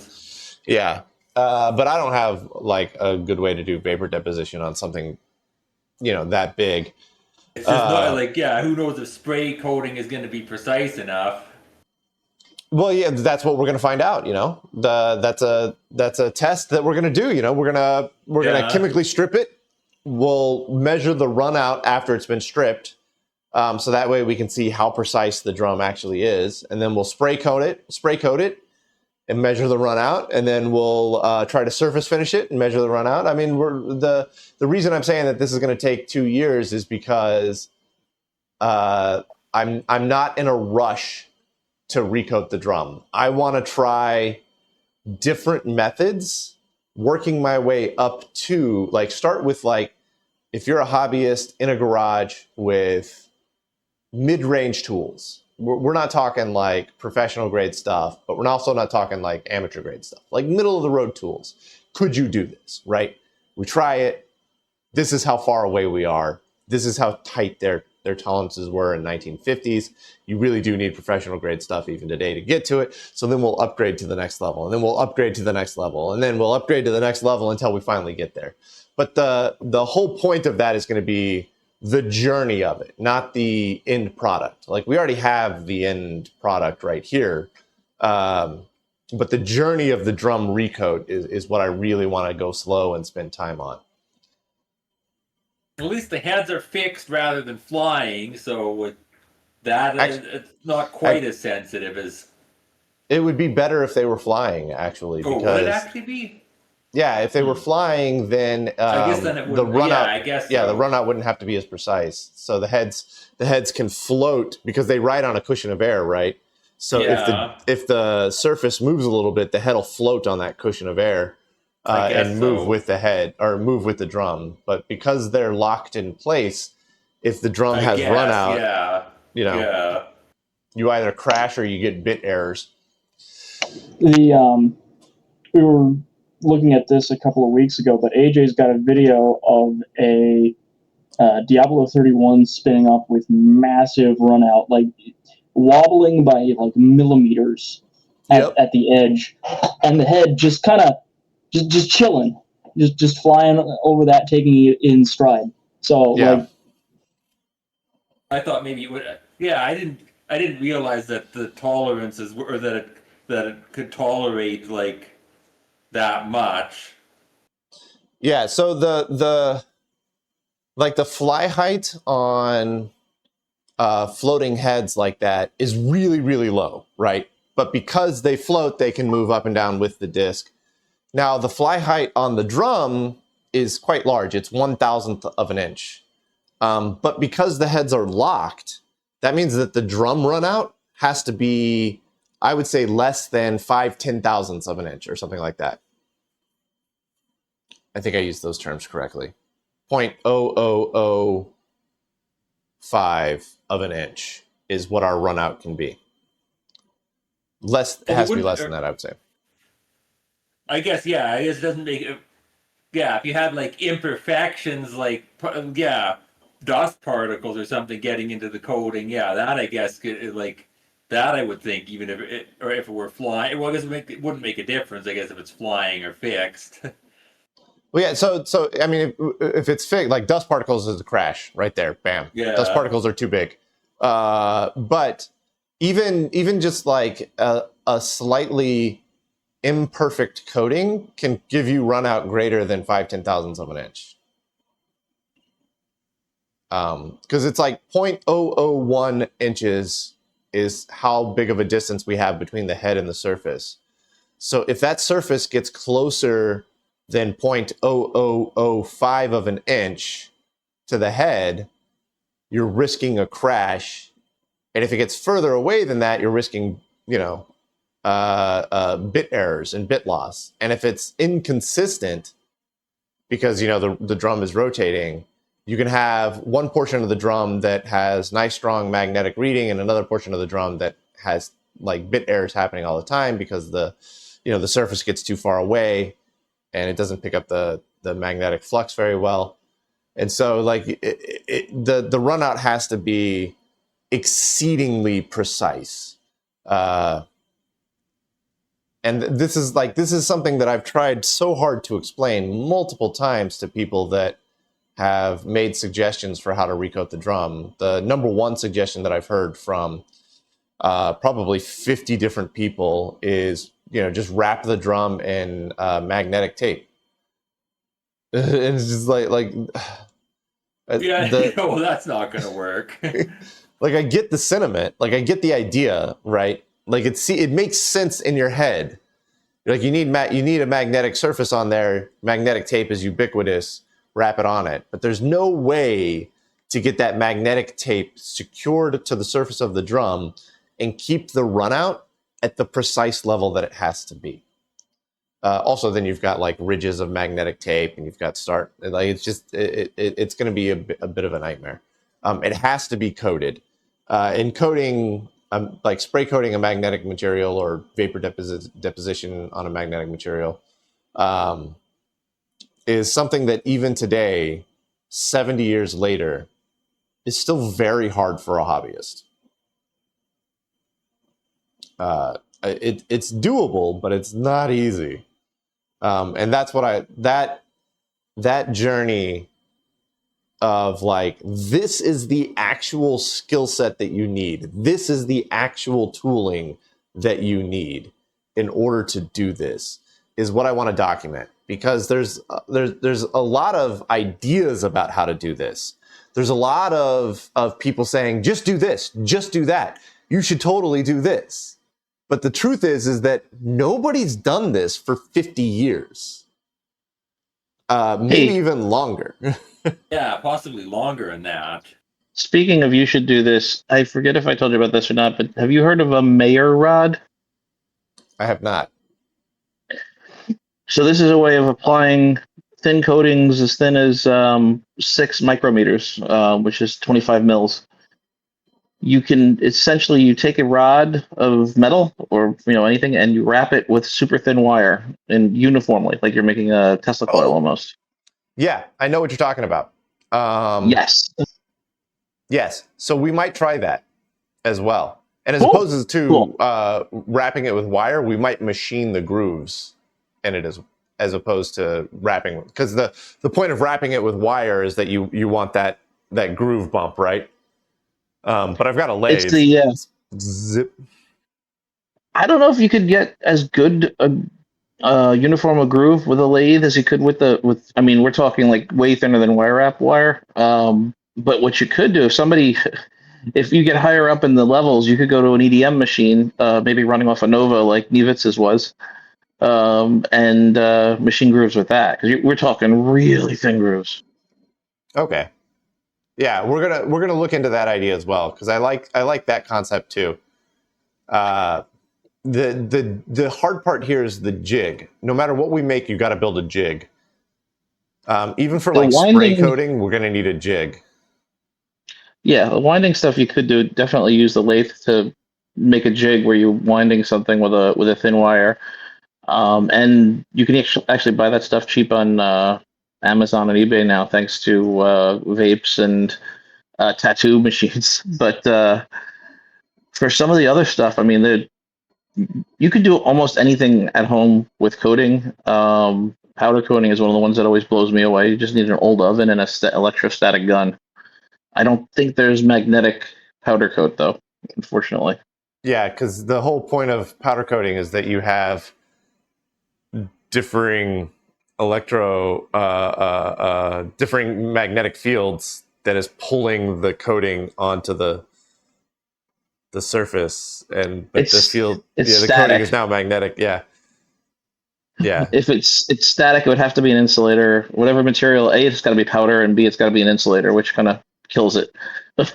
Yeah, I do like the Mayer rod idea, but the first step that I'm going to do, like first goal, let's just throw this out there and see if it works, is an HVLP automotive quality spray gun.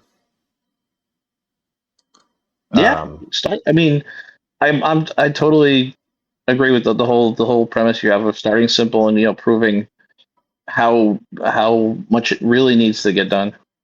Yeah, try the easiest thing first, sort of thing.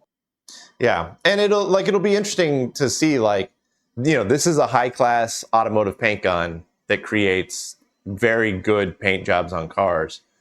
What kind of run out do we see with this? And I don't want to hold the gun myself. I want to build a jig that holds the gun and a jig that pulls the trigger for a certain amount of time and then releases the trigger. I don't know if we'll go that far with it, but it would be nice to get as scientific as we can with it. You might even be better off with an airbrush at that point for the sizes, but I actually don't know. So the drum's quite wide. I would like to get the entire drum in one spray. I don't want to have to do like an overlapping spray, because that's just going to end up creating a mountain. So the drum is like 4 inches wide, and you can get an HVLP that'll do a 4-inch fan. You just that makes put sense. the right nozzle on it. Yeah. So that way you set it up, you perfectly center the HVLP on it. And you get the drum spinning at a known speed, and then you pull the trigger on the HVLP for 6 seconds, release it, and then keep the drum spinning while it dries. And then after it's dried, we'll measure the run out and then see if maybe we need to compact it or maybe we need to surface finish it. See, it would be nice if we could get there with just the HVLP, but if we work on it a little bit and it's just like the run out is just way too much, then we'll move on to different coating methods and try that. But the HVLP is great because you can buy those anywhere. There's a YouTuber who's building rockets who's working on almost exactly the opposite problem of what you are. He's building big rockets, and he was trying to coat the inside of a metal tube essentially with insulating material. It's like a slurry. Okay. So he had to build a whole jig with skate wheels, and to spin this this tube. This is like a 6-inch wide tube, as he put essentially cement into it. And you can imagine the thing is jumping around. It's got to be relatively balanced. So there's a whole video of the iterations he went through to that, and it's the same kind of idea that he's kind of proven out. You can do this stuff at home. Yeah. The thing is, like, nobody's tried with a rotating drum yet. Like, there's a couple of people. There's the guy that made his own floppy, and there's a couple of people that have tried to like recoat hard disk platters, I think, or make hard disk platters. You can find stuff about spin coating and things like that on YouTube, but I don't think anybody's tried to recoat a drum before. I think the floppy guy used a Mayorod, or Mayorod. I think that's where I got it from. I got to go back and check how to do it. Yeah, but the thing about a floppy is, like, who cares about run out, right? Yeah, I mean, well, if people wanted to do as a science fair project, make their own drum, then you could even go down to the tape, using a tape on a drum layer. I mean, you can use a toilet paper roll and put videotape around it, but this has to actually survive in a real computer. Yeah, and it's spinning at even the floppy is spinning at like what 300 RPM is what floppies spin at, but this thing is spinning at 1800 RPM. And drum, there's nothing. Yeah, and the drum has a diameter of 12.5 inches, so the actual surface speed of the drum is something like 90 miles an hour or something like that. Like, it's a little ridiculous. Even with the coatings, if you don't have good adhesion, that'll come flying off at speed. Yeah. Like you said, like even a proper coating will come off at that speed, and that's actually like a slow speed. The Lytton is spinning at 12,000 RPM, but the Lytton, I think, is not a coating. I think it's I don't know. The Lytton is like a nickel, some weird nickel thing, I think.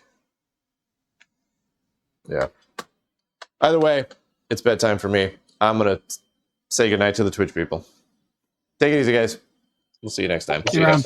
Be seeing you. See ya.